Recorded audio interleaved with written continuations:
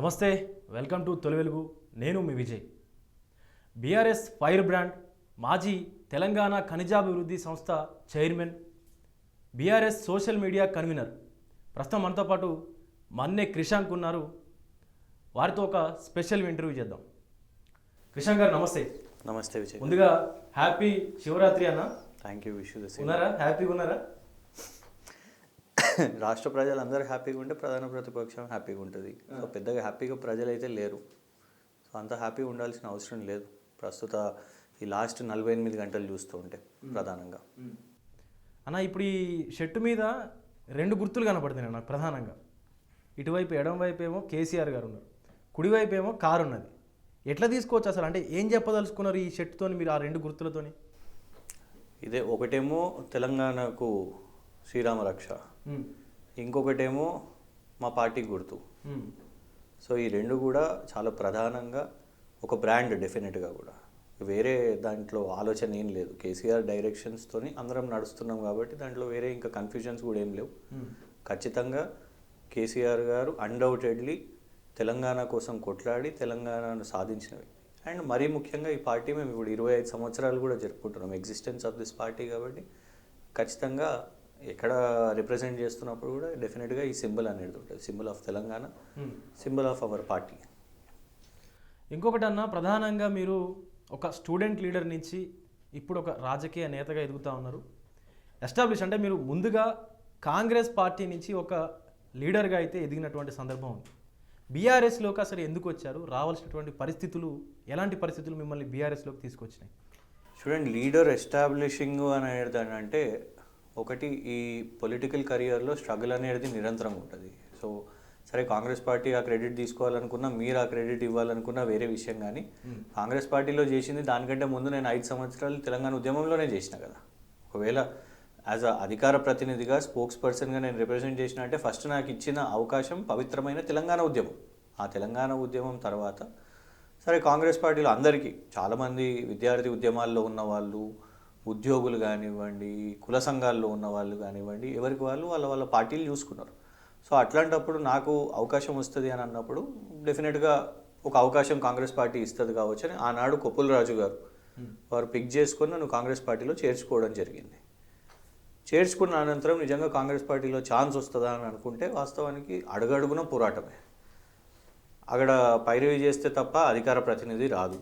ఉన్న అధికార ప్రతినిధి కొత్త పిసిసి ప్రెసిడెంట్ అప్పుడు అయినప్పుడు కట్టు పేరు. మళ్ళీ తర్వాత కొప్పులరాజు గారు పరేషాన్ అయ్యి, అరే వీడేమో ఇంత జాతీయ ఛానళ్ళల్లో అన్నిట్లో మాట్లాడుతుంటే పేరు ఏంది లేదు అనేసి చెప్పి మళ్ళీ దొడ్డిదారిన అధికార ప్రతినిధి తీసుకొని వచ్చిస్తారు. ఇక టికెట్ కట్ కానివ్వండి, ఇవన్నీ కూడా అడుగడుగున చూసినాం. ఇప్పుడు అద్దంకి దయాకర్ గారికి ఏమైంది, శ్రవణ్ దాసోజు గారికి ఏమైంది, సోదరుడు మానవతిరాయ్ కానివ్వండి, భాస్కర్, దుర్గం భాస్కర్ కానివ్వండి, దరివెల్లన్న ఎందుకు వెళ్ళిపోయాడు, మళ్ళీ సరే తిరిగి వచ్చాడు. ఇట్లా ఎంతోమందిని చూస్తున్నాం. సేమ్ విషయం ఇలా అందరం కలిసి ఉద్యమాలు చేసిన వాళ్ళం కాబట్టి అక్కడ అవకాశం అనేది లేదు. చాలా క్లియర్గా ఉద్యమాల నుంచి వచ్చిన వాళ్ళకి అక్కడ అవకాశం కనబడలేదు. మీరు టికెట్ అన్నారు కాబట్టి అడుగుతున్నా, చివరి నిమిషం వరకు కూడా 2014లో కంటోన్మెంట్ ఎమ్మెల్యే టికెట్ అనేది క్రిషాంక్కే వస్తుంది అన్న టాక్ వినిపించింది. ముఖ్యంగా ఫైనల్ కూడా అయింది, లిస్ట్లో పేరు అని చెప్పేసి అన్నారు.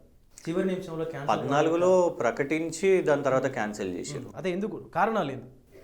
ఇక రకరకాలు ఉన్న వాళ్ళు ఎక్కడనో. ఇప్పుడు నాకు పొన్నం ప్రభాకర్ గారు ఉదాహరణ చెప్పినారు, అరే గజ్జలకాంతం అనే వ్యక్తిని కరీంనగర్లో ఎందుకు వేసిర్రు, మా దగ్గర ఎందుకు అనేసి ఆయనని పోయి హైదరాబాద్లో వేసుకోండి, సికింద్రాబాద్ కంటోన్మెంట్లో వేసుకోండి అని వారు చెప్పింది నాకు ఈ విషయం. పొన్నం ప్రభాకర్ గారు, వివేక్ గారు పోయి హైకమాండ్ చెప్పారు అని. కోదండరామ్ గారు వారు అనుకున్న పొలిటికల్ జేఏసీలో కాకుండా స్టూడెంట్స్కి వచ్చిందని కోదండరామ్ గారు పోయి సోనియా గాంధీ గారు ముందు కూర్చొని స్టూడెంట్స్కి ఎందుకు పొలిటికల్ జేఏసీ వాళ్ళకి. అందుకే యాక్చువల్లీ ఇనిషియల్గా ఫస్ట్ అనౌన్స్ అయింది నాకు, దర్వెల్లన్నకు అనౌన్స్ అయింది విద్యార్థుల నుంచి. ఆ తర్వాత అటు చేసి ఇటు చేసి అంటే యువత ఇమీడియట్గా ఇన్స్టెంట్గా కాంగ్రెస్ పార్టీలో అంత స్కోపు ఉద్యమాల నుంచి వచ్చిన వాళ్ళకైతే నాకైతే ఇప్పటివరకు అయితే ఇవాళటి వరకు 3 తెలంగాణ అయిపోయిన తర్వాత, రాష్ట్రం ఏర్పడ్డ తర్వాత మనం 3 ఎలక్షన్లు చూసినాం. 14 చూసినాం, 18 చూసినాం, 23 చూసినాం. ఇవాళటి వరకు ఒక్క ఉస్మానియా యూనివర్సిటీ ఉద్యమకారుని కన్నా కాంగ్రెస్ పార్టీలో అవకాశం వచ్చిందా? రాలేదు. సో అక్కడ కూడా 14 కానివ్వండి, ఆ తర్వాత సరే అప్పుడు కూడా నేనేమనలేదు. 14 నుంచి 18 వరకు కూడా ముమ్మాటికి నియోజకవర్గము అండ్ కాంగ్రెస్ పార్టీ ప్రతి కార్యక్రమం రాహుల్ గాంధీ గారు ఇచ్చిన పిలుపు అప్పుడు పీసీసీ ప్రెసిడెంట్ ఎవరైతే చేరున్నారో దానికి లాయల్గా పనిచేసినాం. కానీ అక్కడ అవకాశం వచ్చేటట్టు కనబడతలేదు. అక్కడ అయితే కొన్ని కుటుంబాల నుంచి అవకాశాలు వస్తాయి, లేదంటే ఇక రకరకాల డబ్బులు కానివ్వండి, మరి ఇక కులాలు అట్లాంటి పొలిటికల్ డైనమిక్స్ కాంగ్రెస్ పార్టీలు ఉండే కాబట్టి ఒక క్రాస్ రోడ్స్లో ఉన్న సమయంలో నేనేమి అందరిలాగా చాలామందిలాగా ఎమ్మెల్యే టికెట్ వచ్చి అవకాశాన్ని పొందిన తర్వాత నేను ద్రోహం చేసిపోలేదు. నాకు అవకాశం రాలేదు కాబట్టి ఇంకెన్నిసార్లు 14 అయిపోయింది, 18 అయిపోయింది. నాకు కేటీఆర్ గారు నువ్వు ఒక లాంగ్ టర్మ్ కెరియర్ గోల్స్ నేను నీ కోసం చూస్తున్నాను. కేసీఆర్ గారు కూడా అదే అన్నారు, నువ్వు ఇంగ్లీష్ మాట్లాడుతావు, హిందీ మాట్లాడుతావు, ఉద్యమాల్లో ఉన్నోనివి కాబట్టి ఒక 30 years పొలిటికల్ కెరియర్ నీకు ఉంటుంది. సో డెఫినెట్గా అట్లాంటి దిశగా నిన్ను ప్రోత్సహిస్తాము అని అన్నప్పుడు ఎలాంటి అంటే అప్పుడు ఒక పదవనో ఇంకేదోనో లేకుంటే ఇంకెలాంటి చర్చలు లేకుండా ఒక నమ్మకంతో ఇక్కడికి రావడం జరిగింది. ఏ విధంగా అయితే వాళ్ళు స్వాగతం పలికినరో అండ్ ఇవాళకి కూడా ముమ్మాటికి మొత్తం బీఆర్ఎస్ క్యాడర్ ఈ గులాబీ సైన్యం అందరూ కూడా రాష్ట్రంలో ప్రతి జిల్లాలో ప్రతి నియోజకవర్గంలో ఏ విధంగా అయితే నాకు యాక్సెప్టెన్స్ ఇచ్చారో ఖచ్చితంగా నేను ఇవాళ దానికి రుణపడి ఉన్నాను. అంటే ఒక కంఫర్ట్ అనేది నాకు అప్పుడు కాంగ్రెస్ పార్టీ కంటే నాకు ఈ గులాబీ సైన్యంలో కనబడుతున్నది. అంటే ఎవరితోనైతే కలిసి పోరాటం చేసినానో తెలంగాణ కోసం వాళ్ళతో పాటే వాళ్ళు ఉన్నాను. అన్న దురదృష్టవశాత్తు ఒక ప్రమాదం అయితే జరిగింది. దాన్ని ఈ ఎస్ఎల్బీసీ ప్రమాదం ఏదైతే ఉందో దాన్ని బీఆర్ఎస్ పార్టీ రాజకీయం చేయాలని చెప్పి చూస్తూ ఉంది అని చెప్పేసి విమర్శలు వస్తూ ఉన్నాయి. నిజంగా చేస్తురా రాజకీయం? విజయ్ గారు ఇదే ప్రశ్న గతంలో సంఘటన జరిగినప్పుడు రేవంత్ రెడ్డి గారు పీసీసీ అధ్యక్షులు ఉండే, అప్పుడు జరిగినప్పుడు మరి రేవంత్ రెడ్డి గారిని అడిగినరా? రేవంత్ రెడ్డి గారు అక్కడికి పోయినరు, బాధితులతోని ధర్నాలు చేసినరు. అక్కడ ఇవాళటి వరకు అయితే ఎవ్వరు బీఆర్ఎస్ వాళ్ళు మీరు చూడండి, బీఆర్ఎస్కి కాంగ్రెస్కి ఉన్న తేడా చూడండి. శవ రాజకీయాలు కానివ్వండి, లేకపోతే ఇట్లాంటి సంఘటనలు జరిగినప్పుడు రాజకీయాలు కానివ్వండి, ఎన్నో రాజకీయాలు మీరు సంఘటనల్లో ఇట్లాంటి మీరు అన్నట్టే ప్రమాదం అనే పదం వాడింది కదా. ప్రమాదాలు అయినప్పుడు ఇప్పుడు కాళేశ్వరము వాస్తవానికి ఒక చిన్న ఇష్యూ జరిగింది అనుకుందాం. అన్నప్పుడు మీరు ఏం చేసిరు? దాన్ని రాహుల్ గాంధీని తీసుకొని వచ్చిర్రు, అగోని చూడండి అని ఎక్స్టెన్షన్ జాయింట్లు చూపెట్టిరు, ఇవన్నీ చేసిరు. ఇవాళటి వరకు బీఆర్ఎస్ ఏమైనా చేసిందా? ఎందుకు? మేము కోఆపరేట్ చేస్తున్నాం మీకు రెస్క్యూ ఆపరేషన్స్లో, మేము పొలిటిసైజ్ చేస్తలేము, మీలాగా ఇమీడియట్గా అక్కడికి ఆ గ్రౌండ్ మీదకి పోయి ధర్నాలు చేసి ఏం చేస్తున్నారు మీరు అని చెప్పలేదు. నంబర్ 1. నంబర్ 2, అసలు దీన్ని ప్రమాదం అందామా? ఒక యాక్సిడెంట్ జరిగితే, కొండగట్టు యాక్సిడెంట్ జరిగితే అది ప్రమాదం. యాక్సిడెంట్ మన చేతుల్లో లేదు. మీకు గతంలో ఇదే శ్రీశైలం ఈవెన్ ఆ పవర్ దాంట్లో కూడా అక్కడ జరిగింది, అది కూడా ప్రమాదం. కానీ ఇక్కడ తప్పిదం కదా. ప్రమాదం అని ఎట్లా అంటాం? ఆ మాట్లాడుతున్న వర్కర్స్ వాళ్ళే మీ మీడియాకి అందరికి వచ్చి బయట మాట్లాడుతున్నారు. ఏమని చెప్పారు? మేము అధికారులకు చెప్పినాం ఇక్కడ లీకేజ్ ఉన్నది అని చెప్పినా కూడా వాళ్ళు మా మురను వినకుండా చేయండి పని చేయండి అని రిస్క్ చేసిర్రు. ఇది సాధ్యం కాదని గతంలో పవర్ పాయింట్లో కేసీఆర్ గారు మాట్లాడింది వాస్తవం కాదా? గతంలో ఎన్నో అసెంబ్లీలో మాట్లాడింది వాస్తవం కాదా? ఇది వయబుల్ ప్రాజెక్ట్ కాదు అని చెప్పినా ఇవాళ మీరు మరి ఏ కారణాల వల్లనో, ఒకటి ప్రభుత్వానికి డబ్బు నష్టం. ఎందుకు? ఇప్పుడు 300 కోట్ల ఆ మెషిన్ కొలాప్స్ అయిపోయిన పరిస్థితి నంబర్ 1. రేపు మళ్ళా ఆ మెషిన్ని తయారు చేసి తీసుకురావడానికి ఇంకొక 3 సంవత్సరాలు పడుతుంది మీకు, నంబర్ 1. ఇంకొకటి ప్రాణాలతో చెలగాటం ఆడారు. ఇప్పుడు 8 ప్రాణాలు అక్కడ చిక్కుకొని ఉన్నాయి. ఎలాంటి పరిస్థితుల్లో ఉన్నాయో మనకు ఎవరికీ తెలియదు. అండ్ అసలు అదృష్టమో దురదృష్టమో మనం అనలేము. కానీ 50 మంది అవుతుండే కదా ఇవాళ చిక్కుకొని. 40 మంది 42 మంది సొంతంగా, ప్రభుత్వం కాపాడితే కాదు, సొంతంగా ఈదుకుంటూ బయటికి వచ్చిండ్రు. ఒక మ్యాసివ్ డిసాస్టర్ అవ్వబోతుండే. ఇది ఇవాళ మీరు కాంగ్రెస్ నాయకులు తీసుకున్న బాధ్యత కాదా? ఇంకొకటి 8:30కు తెలిసింది. ఇది 8:30కు తెలిసినప్పుడు ఫస్ట్ ప్రభుత్వం చెప్పిందా, మీడియా చెప్పిందా? 11:30 12 గంటలకు మీడియా చెప్తే ఆ తర్వాత మళ్ళీ ఒక గంటన్నరకు ఫస్ట్ మంత్రి గారి స్పందన ఏంటిది? మంత్రి గారు ఏమన్నారు? మోస్ట్లీ ఉన్న వాళ్ళందరూ బయటికి వచ్చేసిండ్రు అని అన్నారు. కానీ తర్వాత తెలిసిన వాస్తవం ఏంటిది? మనకు 8 మంది అక్కడ ఉన్నారు అనేసి. ఆ తర్వాత మళ్ళీ మీరు అక్కడికి వెళ్ళిండ్రు. రాత్రికి అక్కడ అసలు మంత్రిగా ప్రభుత్వం మీరు అక్కడ ఉండాలి. మొత్తం రెస్క్యూ ఆపరేషన్స్ చేపట్టిన తర్వాత మీరు ఇక్కడికి రావాలి. మీరు అదే రోజు రాత్రి మళ్ళీ జూబ్లీ హిల్స్ ప్యాలెస్కి ఇక్కడికి వచ్చి సీఎం గారు రివ్యూ మీటింగ్. ఇంకొకటి, మేము రాజకీయాలు అంటలేం, మీరు చేసినట్టు మేము రాజకీయాలు చేస్తలేం. మేము ఒకటే అంటున్నాం, మీ ప్రయారిటీ ఏంటిది? 8 మంది అక్కడ చిక్కుకొని ఉంటే వాళ్ళని బయటికి తీసుకురావడం మీ ప్రయారిటీయా, లేకుంటే ఓడిపోయినా ఫరక్ పడదు కానీ ఎన్నికల ప్రచారానికి హెలికాప్టర్ వేసుకొని గాలి మోటార్ వేసుకొని మీరు కరీంనగర్ ఎన్నికల ప్రచారం పోవడం అది మీ ప్రయారిటీయా? 36వసారి మీరు ఇవాళ ఢిల్లీకి పోయిండ్రు. ఈ 35 సార్లు పోయినప్పుడు ఏం సాధించారో ఎవరికి తెలియదు. ఇప్పటివరకు తెలంగాణ ప్రజలకు ఈ 35 సార్లు మీరు ఢిల్లీకి పోయి దేనికోసం పోయినా స్పష్టత లేదు. ఇటు మీరే అంటారు ప్రధానమంత్రి కోసం పోయినామో అని అంటారు, ఇటే ఏఐసిసి దగ్గరకు మీరే వేరు. ఏఐసిసి నుంచి నువ్వు క్యాబినెట్ అప్రూవల్స్ తెచ్చుకున్నది కాలేదు, సాధించుకోలేదు. మనకి ఇంకా హోంమంత్రి లేరు, విద్యాశాఖ మంత్రి లేరు, సంక్షేమ శాఖ మంత్రి లేరు. ఇటు పోయి ప్రధాని దగ్గర నుంచో కేంద్ర మంత్రుల నుంచో మనకు తెచ్చుకున్నది శాంక్షన్స్ ఏం లేదు. ఆఖరికి పాలమూరు రంగారెడ్డి జాతీయ హోదాతో సహా. ఇప్పుడు మీరు అన్నారు కాబట్టి అడుగుతున్నా నేను, 36 సార్లు సీఎం ఢిల్లీకి పోయిండు అని చెప్పేసి ఇదే అంశం మీద కేటీఆర్ గారు కూడా స్పందిస్తూ ట్వీట్ చేసిరు. ఇవాళ 3 రూపాయలు కూడా తెలంగాణకు తేలేదు అని మాట్లాడినటువంటి సందర్భం ఉంది. నిజంగా కేంద్రం నుంచి 1 రూపాయి కూడా తెలంగాణకు రాలేదా? కేంద్ర బడ్జెట్లో ఏమన్నా వచ్చిందా? వీళ్ళు ఏమంటారు, మేము రోడ్లు ఇచ్చినామని అంటారు, మేము రైళ్ళు ఇచ్చినామని అంటారు, మేము బియ్యం ఇచ్చినామని అంటారు. ఈ హైవేస్ కేవలం తెలంగాణకి ఏమైనా ప్రత్యేకంగా చేసిరా విజయ్ గారు? నెహ్రూ గారి సమయం నుంచి రోడ్లు పడుతున్నాయి. కొత్తగా ఇవాళ ఈ ప్రభుత్వం రాగానే వీళ్ళదేం పడతలేదు కదా. పోనీ విభజన చట్టంలో ఉన్న హామీలు ఇవాళ మనం మాట్లాడుకుంటున్నాం. ఏంటిది? గిరిజన యూనివర్సిటీ అయినాయా? ఫస్ట్ అడ్మిషన్స్ అయినాయా? ఇది 3వ టర్మ్. కేంద్రంలో ఉన్న బీజేపీ వాళ్ళది 3వ టర్మ్. పసుపు బోర్డు ఇప్పుడు అంటే 2019లో సంక్రాంతికి ఇచ్చేస్తా, దసరాకి ఇచ్చేస్తా, ఉగాదికి ఇచ్చేస్తా, ఇగో హోలీకి వస్తుంది పసుపు బోర్డు, ఇన్ని ప్రకటనలు చేశారు. పసుపు బోర్డుతోని మొన్న కేంద్ర బడ్జెట్లో రూపాయి వచ్చిందా? పసుపు బోర్డు నువ్వు ప్రకటించినావు, పసుపు బోర్డు ఓకే, కానీ అందులో కేటాయింపులు 1 రూపాయి అయినా జరిగిందా? సరే, అది పక్కన పెడదాం.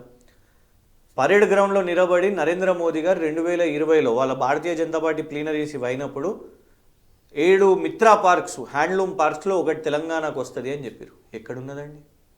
ఎన్ని సంవత్సరాలు కావాలి? ఇంకెన్ని సంవత్సరాలు ప్రకటనలు చేసుకుంటూ వస్తారు. మేము అనేది ఏంటంటే, తెలంగాణ ఇచ్చే రూపాయిలో నువ్వు మాకు ఇచ్చే 30-35 పైసల లెక్కలు చెప్పకండి. మేము ఏదైతే తెలంగాణ రాష్ట్ర ప్రజలందరూ కూడా ట్యాక్సులు కడితే మీరు కేంద్ర ప్రభుత్వ స్కీమ్స్ కోసం మాత్రమే 35 పైసలు ఇస్తున్నారు. ఏ రాష్ట్ర ప్రభుత్వ స్కీమ్ కోసం మీరు ఇచ్చిరండి? స్టేట్ స్పాన్సర్డ్ స్కీమ్ లేదు. ఏ జాతీయ హోదా ప్రాజెక్ట్ కోసం ఇచ్చిరండి? నువ్వు మాకేమో ఇవాళ నువ్వు పార్లమెంట్లో ఏమని చెప్తావు? కృష్ణా జలాల విషయం మీద అంశాలు ఉన్నాయి కాబట్టి ఇప్పటి వరకు మేము జలాల విషయం మీద మేము తేల్చము అని మీరే చెప్తారు. మేము సుప్రీంకోర్టులో కేసు వేస్తే కూడా దాన్ని వెనక్కి తీసుకోమని చెప్పారు మీరే. నంబర్ 1. మాకేమో జాతీయ హోదా ఇవ్వడానికి మీకు ఇబ్బంది ఉన్నది, కానీ అదే అప్పర్ భద్రా ప్రాజెక్టు కర్ణాటక ఎన్నికలు వస్తే అప్పర్ భద్రా ప్రాజెక్టు ఇదే కృష్ణ ఎక్కడి నుంచి వస్తుందండి? కర్ణాటక నుంచి మన తెలంగాణ నుంచి ఆంధ్రప్రదేశ్ పోతుంది. మరి అక్కడ అప్పర్ భద్రా మీరు కేంద్ర బడ్జెట్లో పెడతారు. బీహార్లో ఇప్పుడు బీహార్ రాష్ట్ర ఎన్నికలు ఉన్నాయి కాబట్టి బీహార్ రాష్ట్రానికి ఒక ఐఐటి, ఒక ఐఐఎం, రకరకాల అక్కడున్న ఒక ప్రాజెక్ట్కి నీళ్లు. ఉత్తరప్రదేశ్లో ఒక నది ఉన్నది, ఆ నది కోసం మొన్న ఉత్తరప్రదేశ్లో ఎన్నికలు ఉంటే అక్కడ వాళ్ళు బుందేల్ఖండ్కి డిఫెన్స్ కారిడార్. గుజరాత్లో ఎన్నికలు ఉంటే గుజరాత్కి ఒక గిఫ్ట్ సిటీ, ఒక రైల్వే యూనివర్సిటీ. ఇట్లా ప్రత్యేకంగా ఏమొచ్చింది చెప్పండి? మనకు బుల్లెట్ ట్రైన్ వచ్చిందా? మనకు డిఫెన్స్ కారిడార్ వచ్చిందా? పోనీ ఇవి కాదు, మాకు ఇచ్చిన హక్కులే ఉన్నాయి కదా. రైల్ కోచ్ ఫ్యాక్టరీ వచ్చిందా? రైల్ కోచ్ ఫ్యాక్టరీ అనగానే కాంగ్రెస్ వాళ్ళు ఏం చేశారు? అప్పుడు విభజన చట్టంలో ఫీజిబిలిటీ మీరు స్టడీ చేయండి, ఇవ్వండి, ఇది చెయ్యండి అని పెట్టలే.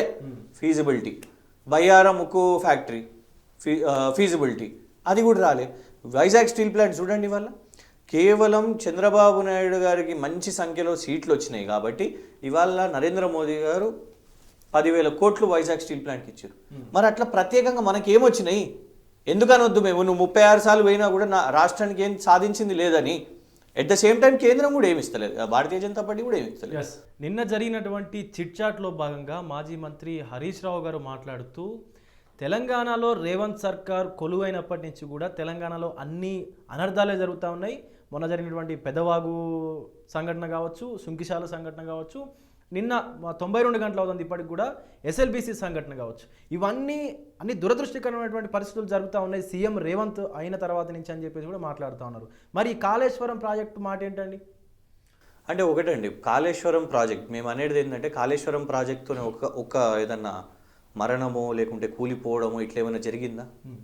నేను అనేది ఒక ఇల్లు కట్టుకున్నా కూడా మనం సెంటరింగ్ పనులు చేసుకుంటూ ఉంటాం కదా. ఒక ఇల్లు నిర్మాణం జరిగినా కూడా మెయింటెనెన్స్ రెగ్యులర్గా అయితేనే ఉంటుంది. మా భయం ఏంటంటే ఇవాళ వీళ్ళది 1 సంవత్సరం అయిపోయింది, రేపు ఇప్పుడు కాళేశ్వరం కానివ్వండి, అంబేద్కర్ గారి విగ్రహం కానివ్వండి, ఆఖరికి సచివాలయం కానివ్వండి. సచివాలయం నిర్మాణం చేసింది పెద్ద కన్స్ట్రక్షన్స్ వాళ్ళు, షాపూర్ వాళ్ళు చేసారు. ఇవాళ సెక్రటేరియట్లో కూడా నువ్వు మెయింటెనెన్స్ చేయకుండా కింద పడేసరికి చూసిర్రా సెక్రటేరియట్. అంబేద్కర్ విగ్రహం మెయింటెనెన్స్ చేయవు. కాళేశ్వరం ఏ ఇరిగేషన్ ప్రాజెక్ట్ కూడా నువ్వు ఇవాళ మెయింటెనెన్స్ చేపడతలేవు. మెయింటెనెన్స్ చేయనప్పుడు మేమేమనుకోవాలి, నువ్వు కేవలం ఏదన్నా జరిగితే ఇగో చూడు పాత ప్రభుత్వాన్ని బద్నాం చేద్దాం. కానీ నువ్వు ఇవాళ కాదు, నాగార్జున సాగర్ నిర్మాణం అప్పటి నుంచి మీరు ప్రాణార్పణ చేసిరు, రక్తార్పణ జరిగింది. కడియం రిజర్వాయర్ అప్పుడు ఆనాడు ప్రాణాలు పోయినాయి, దేవాదుల అప్పుడు ప్రాణాలు పోయినాయి, పంజగుట్ట ఫ్లైఓవర్ కూలిపోయింది, సుంకిశాల కూలిపోయింది. మేము రాజకీయం చేస్తలేం. మేము అనేది ఏంటంటే కనీసం నువ్వు చర్యలు కూడా తీసుకుంటలేవు కదా. ఇవాళ మళ్ళా ఈ స్థాయిలో మనకు ఇంత విపత్తులు జరుగుతుంటే ఇప్పుడు మీరే ఆలోచించండి. కోదండరెడ్డి గారు తెలంగాణ వ్యవసాయ కమిషన్ చైర్మన్ కదా, వారు ఇవాళ కరువు వచ్చింది అని అంటున్నారు. ఈ కరువు వచ్చిందా కాంగ్రెస్ పార్టీ తెచ్చిందా? ఎందుకు అని అంటే వర్షాలు అయితే మొన్న పుష్కలంగా వచ్చినాయి, మరి భూగర్భ జలాలు ఎందుకు ఎండిపోతున్నాయి?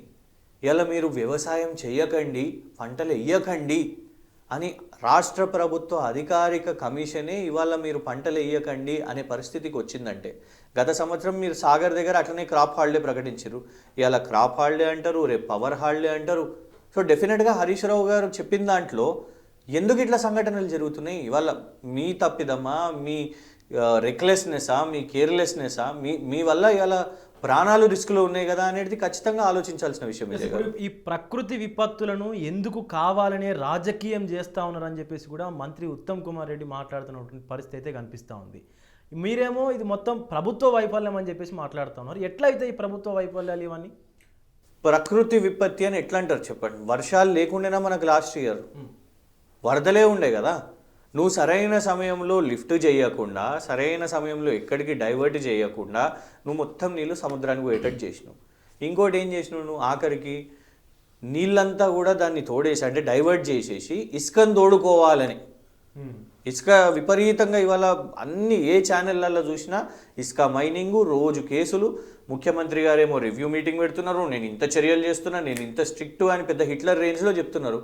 కానీ కేవలం మొన్న 10 రోజుల్లోనే 186 కేసులని మైనింగ్ వాళ్ళు చెప్తున్నారు. అంటే అర్థం ఏంటిది? మీరు మైనింగ్ అంటున్నారు కాబట్టి అడుగుతున్నా, ఇప్పుడున్నటువంటి మంత్రివర్గంలో ఒక మంత్రికి సంబంధించినటువంటి ఇసుక లారీలను పట్టుకొని దాని మీద ఈవెన్ రాష్ట్ర ముఖ్యమంత్రి ఫోటో కూడా ఉన్నటువంటి లారీలను పట్టుకున్నారని చెప్పేసి అంటా ఉన్నారు. మరి ఎటుపోయినాయి ఆ లారీలు? ఆ పట్టుకున్నటువంటి వ్యక్తి కేసుల పాలయ్యిందా లేకపోతే ఇంకా ప్రభుత్వంలోనే తిరుగుతా ఉన్నాడా? ముఖ్యమంత్రి పక్కన తిరుగుతున్నాడు అండి. నిన్న ముఖ్యమంత్రి గారు పక్కన కనబడ్డాడు. మేము అనేది ఏంటంటే ఇప్పుడు ఎందుకంటే నేను అదే సంస్థకు గతంలో చేసినాను. జనరల్లీ ఏం ఆనవాయితీ ఉంటుందంటే అక్కడ లారీలు ఎక్కడన్నా దొరకగానే ఫస్ట్ పోలీస్ స్టేషన్కి వెళ్తాయి, కేసు బుక్ అవుతుంది, లారీలను అక్కడ సీజ్ చేసేసుకుంటాం. నంబర్ 1 బ్లాక్ లిస్ట్ చేస్తుంది మైనింగ్ కార్పొరేషన్. బ్లాక్ లిస్ట్ చేసి కేవలం రోజుకో 2 రోజులకో కాదు, నెలల తరబడి అట్లనే బ్లాక్ లిస్ట్ ఉంటుంది, వాళ్ళని అబ్జర్వ్ చేస్తూ ఉంటారు. కానీ ఇక్కడ విచిత్రము, సీజ్ అయిన బండ్లు రాష్ట్రంలో ఉన్న ప్రతి మీడియా సంస్థ, రాష్ట్రంలో ఉన్న ప్రతి న్యూస్ పేపర్ కూడా ఈ బండ్లు సీజ్ అయినాయి అని చెప్తుంది, ఫోటోలు పోలీస్ స్టేషన్లో కూడా వస్తుంది. తర్వాత ఒక్కడేసారి పోలీస్ స్టేషన్ నుంచి మాయమైంది. ఎట్లా మాయమవుతుంది అంటే ఆ పోలీసు వాళ్ళ మీద చర్యలు లేవు, దాని మీద ప్రెషర్ ఎవరు పెట్టినరు అంటే దీని వెనుక ఇంత ఈ స్థాయిలో. అందుకే కదా ఇవాళ ఒకటి మేము కుర్చీలో కూర్చున్నప్పుడు మేము నేరుగా విజయ్ గారు ఎవరు మీడియా వాళ్ళు అడిగినా ఇవాళ ఇంత ఆదాయం వచ్చింది, రోజు టు రోజు మేము చెప్పే ధైర్యం మాకుండే. సంవత్సరానికి ఇంత వచ్చింది. ఎందుకు? కేవలం 38 కోట్లు ఉన్న ఇసుక ఆదాయం 10 సంవత్సరాలు ఉమ్మడి ఆంధ్రప్రదేశ్లో కాంగ్రెస్ ప్రభుత్వంలో మేము దాన్ని 5,600 కోట్లకు ప్రభుత్వ ఆదాయాన్ని తీసుకొని వచ్చినాం. మేము ఎప్పుడో 800 కోట్లు దాటేసినాం. కానీ ఇవాళ మీరేం చేస్తున్నారు? ఒకసారి 24 గంటల ఇసుక లోడింగ్ అంటారు, ఇసుక మైనింగ్ అంటారు, తర్వాత రాత్రి 9 వరకు ఇసుక లోడింగ్ అని అంటారు. ప్రభుత్వ ఆదాయం పోయింది. ఎక్కడికి పోతున్నాయి ఈ పైసలన్నీ? ఎక్కడ అమ్మేస్తున్నారు ఈ ఇసుక అంతా? సో నేను అనేది ఏంటంటే ఇవన్నీ కూడా మీరు చూడండి, ఇకలాజికల్ బ్యాలెన్స్, ఇసుక తవ్వకాలు, నీటిని సరిగ్గా మేనేజ్ చేయకుండా జరిగేది. దీన్ని ఇంకా ప్రకృతి ప్రమాదాలను ఎట్లా అంటాం చెప్పండి? Absolutely administration failure. ఒకటే చెప్పాలనుకుంటున్నా. ఒక కార్పొరేషన్లో మనం ఇసుక గురించే మాట్లాడుతున్నాం కాబట్టి ఒక కార్పొరేషన్లో 5 ఒక సంవత్సరంలో 5 సార్లు ఎండీలు మారుతారండి. ఫస్ట్ మల్సూర్ గారు ఉంటారు, మార్చేసి సురేంద్ర మోహన్ గారిని తీసేస్తారు, తర్వాత మార్చేసి ఇక్కా గారు వస్తారు, ఇది సరిగ్గా నడుస్తలేదని మళ్ళా మల్సూర్ గారిని తీసుకొని వస్తారు, అంటే తర్వాత మల్సూర్ గారిని తీసుకొని వెళ్ళి ఇప్పుడు సుశీల్ కుమార్ గారిని తీసుకొని వస్తారు. ఒక్క సంవత్సరంలో 5 అంటే అర్థమేంటి? వాళ్ళకు అనుగుణంగా మార్చుకున్నారు అంటారా? అది ప్లస్ అడ్మినిస్ట్రేషన్ ఫెయిలియర్. నంబర్ 1 కనిపించేది అడ్మినిస్ట్రేషన్ ఫెయిలియర్. నంబర్ 2 మేము అనుకోవచ్చు అధికారులు నీకు లొంగకపోతే నువ్వు గడికి మార్చుకుంటూ ఒత్తిడి పెడుతున్నావు కాబట్టి సొంత ఆదాయాన్ని నింపుకోవడానికి చేస్తున్నావు అని మేము ఎందుకు ప్రశ్నించొద్దు. ఇప్పుడు ప్రధానంగా మీరు ఎస్ఎల్బిసి అనేది ఒక వృధా ప్రాజెక్ట్ అని మీరు బీఆర్ఎస్ నేతలు చాలామంది వ్యాఖ్యానిస్తున్న పరిస్థితి కనిపిస్తుంది. మరి అలాంటి వృధా ప్రాజెక్టులో సుమారుగా 3,600 కోట్ల రూపాయలు కేసీఆర్ ప్రభుత్వం ఎందుకు ఖర్చు పెట్టింది? చూడండి, ఒకటి నంబర్ 1 ఎస్ఎల్బిసి టన్నల్ విషయం మీద నాకు తెలిసి అయితే ఆ వర్క్స్ కూడా జరగలేదు. ఎక్కడ ఖర్చు పెట్టిరండి అంటే అందులో ఈ సురంగము ఇవన్నీ కూడా మేము ఏం చేయలేదు. అసలు 3,600 crores. ఒకవైపు మీరే అంటున్నారు పనులే పూర్తి కాలేదు, పనులు అసలు మొదలే పెట్టలేదు అని అంటున్నారు. మేము ఆనాడే చెప్పినాం దానికోసం అప్రూవల్స్ కానివ్వండి, క్లియరెన్సెస్ కానివ్వండి. ఇది అసలు ఫస్ట్ ఆఫ్ ఆల్ 2005 నుంచి మొదలైన ప్రాజెక్ట్ కదా. సో 3,600 crores అని వాళ్ళు చెప్తున్న ఫిగర్ అబ్సల్యూట్లీ రాంగ్. 2005 నుంచి ఎంత ఖర్చు పెట్టినారో చెప్పండి.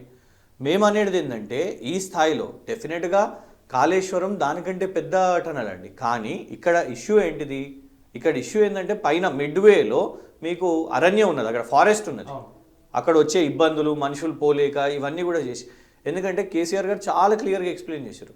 కేసీఆర్ గారు ఎక్స్ప్లెయిన్ చేయడం ఒక ఎత్తు అయితే ఇవాళ గ్రౌండ్ మీద అక్కడ ఉన్న L&T వాళ్ళు, అక్కడ ఉన్న సంస్థ వాళ్ళు ఎవరైతే ఆ ప్రమాదంలో కాపాడడానికి వెళ్ళిన వాళ్ళందరూ కూడా ఏమంటున్నారు అంటే వెంటిలేషన్ ఉంటే బాగుండేది, ఎక్కడైనా షాఫ్ట్స్ వెంటిలేషన్ క్రియేట్ చేసి ఉంటే ఇవాళ వాళ్ళు ఊపిరి పీల్చుకునే అవకాశం అని ఉండేది అని వాళ్ళు చెప్తున్న పరిస్థితి.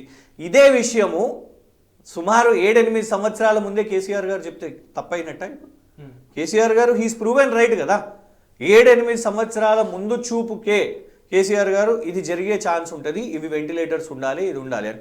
ఇవాళ మేము నిన్న ఆశ్చర్యపోతున్నాం. ఇదే విషయం మన రాష్ట్రానికి చెందిన వాళ్ళు కూడా కాదు, అధికారులు డిఫరెంట్ సంస్థలు అక్కడ నేవీ, ఆర్మీ, NDRF, ఇట్లనే L&T డిఫరెంట్ సంస్థలు వస్తున్నాయి కదా. అందులో ఒకళ్ళు నిన్న మీడియాకి చెప్పారు వెంటిలేటర్స్ వచ్చి ఉంటే ఒకవేళ వాళ్ళకు గాలి వచ్చి ఉంటే ఒక స్కోప్ అని ఉండేది అని వాళ్ళు చెప్తున్నారు. ఈ ఎస్ఎల్బిసి టన్నల్ అనేది ఏదైతే ఉందో మొత్తం పూర్తిగా బురదమయం అయిపోయింది, మొత్తం మురికి నీరు ఉన్నది. ఏదైతే రెస్క్యూ టీంలు ఉన్నాయో అవే లోపలికి పోలేనటువంటి పరిస్థితి ఉంది అని చెప్పేసి మాట్లాడుతూ ఉన్నారు. మరి మీరు బీఆర్ఎస్ నేతలు అక్కడికి పోతాం, మమ్మల్ని పోలీసులు అడ్డుకోవద్దు, ఇన్ని రోజులు సహాయక చర్యలకు ఇబ్బంది అయిద్దని మేము పోలేదు అని మాట్లాడుతూ ఉన్నారు. అక్కడికి మీరెళ్ళి ఏం చేస్తారు? ఇది రాజకీయం కాదంటారా? మేము పోతామని నేను అనలేదు, మేము పోలేదు కదా. మేము రేవంత్ రెడ్డి గారిలా ఉరికి అక్కడ ఏదో ధర్నాలు చేసిన వాళ్ళమైతే కాదు కదా. హరీష్ రావు గారు మాట్లాడుతున్నారు మేము పోతామని. మేము ఎందుకు అంటున్నామంటే ఒక రీజన్ చెప్తా మీకు. మీ యూట్యూబ్ ఛానల్స్, న్యూస్ ఛానల్స్ వెళ్ళే వరకు అసలు నిజం తెలియదు ఏంటిదంటే మొదటి రోజు సహాయ చర్యలు మొదలు కాలేదు. మొదటి రోజు అంటే 8:30కు ఘటన జరిగితే మీడియా ప్రకారంగా, ఇక మీడియాని తప్పుపట్టాలంటే మీరే చెప్పాలి. మేము విన్నది ప్రతి ఒక్క మీడియా వాళ్ళు అక్కడికి వెళ్ళిన తర్వాత, ఎందుకంటే ఆనాడు సాయంత్రం రాత్రి వరకు కూడా మీడియాను అలౌ చేయలేదు, అక్కడ వాళ్ళని దూరం పెట్టారు. మీడియా వాళ్ళు వెళ్ళినప్పుడు చెప్పింది ఏంటంటే అంటే సుమారు 3 గంటలకు అప్పుడు అన్ని దానికి సంబంధించిన పరికరాలు అప్పుడు తీసుకొని వచ్చి చర్యలు చేపట్టారు. మరి దానికంటే ముందు మీరు ఏం చేసిరు? మరి ఇంత జరిగినప్పుడు మీకు 8:30కి సంఘటన జరిగితే దాదాపు 3 అంటే సుమారు యూ హ్యావ్ టేకెన్ 16-17 hours మీరు ఆపరేషన్స్ మొదలు పెట్టడానికి. ఇక స్కోప్ ఏముంటుంది చెప్పండి. ఇంకొకటి, మీకు ఇంత స్పష్టంగా టన్నల్ గురించి కోమటిరెడ్డి వెంకటరెడ్డి గారు, ఎందుకంటే అమెరికాకు పోయి మరీ సంస్థతో మాట్లాడేసి వచ్చిర్రే, మాట్లాడి వచ్చినప్పుడు ఇవాళ మీరు అక్కడ ఉత్తరాఖండ్లో మొన్న 41 మంది వాళ్ళు సక్సీడ్ అయినారు. వాళ్ళు ర్యాట్ సిస్టమ్తోని, ర్యాట్ టన్నలింగ్తోని వాళ్ళు వాళ్ళని తీసుకొని వచ్చారు బయటికి, 41 మందిని కాపాడడం జరిగింది. ఇక్కడ ఇట్లాంటి రిస్క్ ఉంది అని అంటే ఇవాళ ఆ మెషినే కొలాప్స్ అయింది. ఆ మెషిన్ని మీరు లోపల దూర్చే క్రమంలో ఇప్పుడు ఆ డెబ్రిస్ ఏంటిదండి? బురద ఒకటి, ఆ ఊటతో వచ్చిన ఇష్యూ ఒకటైతే నీ మెషిన్ అక్కడ కొలాప్స్ అయింది కదా, మెషిన్ మొత్తం బ్రేక్ అయిపోయిన పరిస్థితి.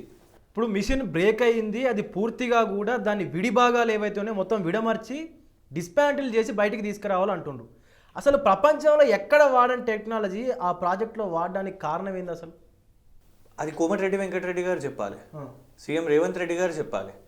మేమైతే దాన్ని సపోర్ట్ చేయలేదే, మేము దాన్ని అపోజ్ చేస్తూ వచ్చినాం.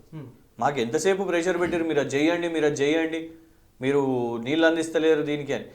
మేము పెద్ద ప్రాజెక్టులు చేపట్టి కూడా ఎక్కడ కూడా ఇలా ప్రాణాలు కానివ్వండి ఇలాంటి ఇబ్బందులు కాలేదు కదా.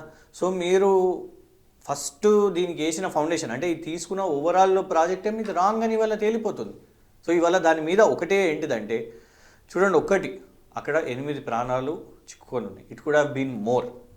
ఇంత రిస్క్ తీసుకొని మీరు ఇవాళ బ్లేటెంట్గా మీరు కనీసం ఇంకొకటి ఏంది అన్నిటికంటే దారుణం ప్రెస్ మీట్ పెట్టి మీ నుంచి ఎక్స్పెక్ట్ చేసేది ఏంది, ఆ 8 మందిని కాపాడాలి మీ ప్రయారిటీ. కంపెనీ గురించి మీరు కితాబ్ ఇవ్వడం ప్రయారిటీయా?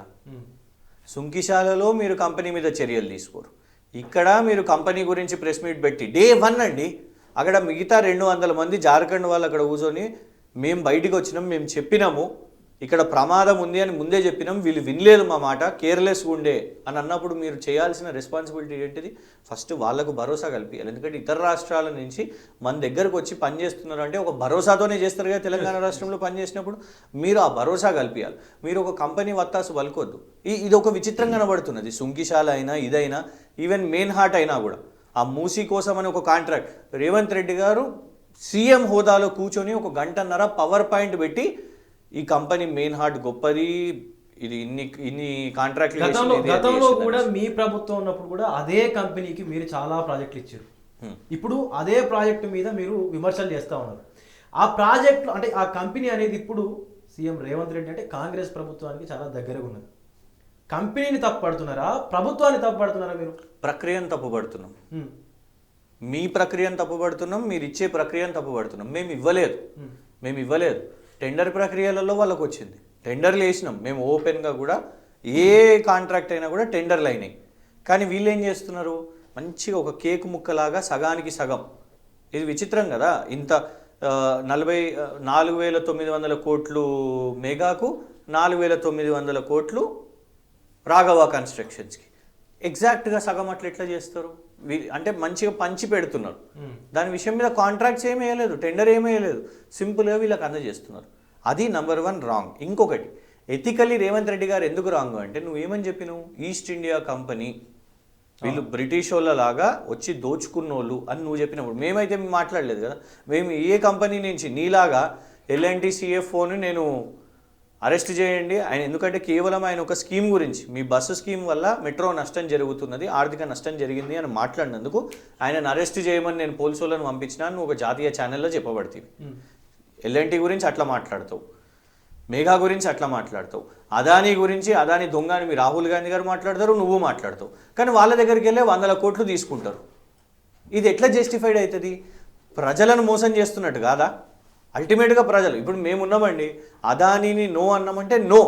కేసీఆర్ గారు అదానీ వచ్చారు, ఇప్పుడు కాంగ్రెస్ వాళ్ళు ఎప్పుడు ఏం చేస్తారంటే ఒక ఫోటో చూపిస్తారు, ఒకటే ఫోటో చూపించగలుగుతారు. ఏంది సచివాలయం, విజయ్ గారు నేను మీ ఆఫీస్కి వచ్చినా మీరు నా దగ్గరకు వచ్చినా లేచి చేయగలపడం మన సాంప్రదాయం. కానీ వ్యాపారం చేసినామా, అదానికి సస్తే మన విద్యుత్తు ఇచ్చేది లేదు అని రిజెక్ట్ చేసినాం. ఒక్కసారి 2016-17లో కేసీఆర్ గారు ఆ స్టాండ్ తీసుకున్నారంటే 23 వరకు అదే స్టాండ్ మీద ఉన్నారు. కానీ రేవంత్ రెడ్డి గారు స్టాండ్ ఏందండి? స్టాండ్ ఉందా అసలు ఆయనకు? ఒకటి అన్నీ యూటర్న్లే కదా. మేఘా యూటర్నే, అదానీ యూటర్నే, ఆఖరికి నీ కొడంగల్లో ఫార్మా తెచ్చేది కూడా యూటర్నే.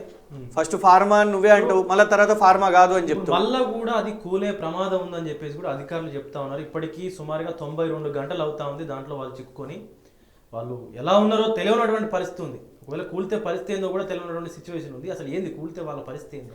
చాలా దారుణం నిజంగా కూడా.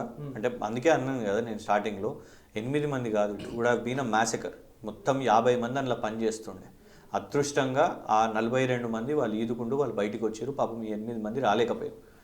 రేపు ఎవరు ధైర్యం చేస్తారు చెప్పండి ఇంకా పని చేయడానికి? ఇంత రిస్కీ ప్రాజెక్టు కాంగ్రెస్ వాళ్ళు తొందరపడి చేయడం అవసరమా? ఒకటి ఎకనామిక్ వయబిలిటీ కానివ్వండి, ఇంకోటి ప్రాణ నష్టం కావద్దని కోరుకుంటున్నాం మేము. ఎందుకంటే ఇప్పటి వరకు మనకు ఎలాంటి అధికారిక సమాచారం లేదు. చాలామంది ఛాన్స్ తక్కువ అని జూపల్లి కృష్ణారావు గారు ఆల్రెడీ చేతులు ఎత్తేసిన పరిస్థితి. అదే కదా అసలు ఉత్తమ్ కుమార్ రెడ్డి గారికి కూడా డే 1 చేతులు ఎత్తేసినట్టే అనిపించింది. ఎందుకంటే అక్కడ జస్ట్ ఒక గంట అక్కడికి వెళ్ళేసి అసలు అప్పటి వరకు సహాయ చర్యలు స్టార్ట్ కాలేదు.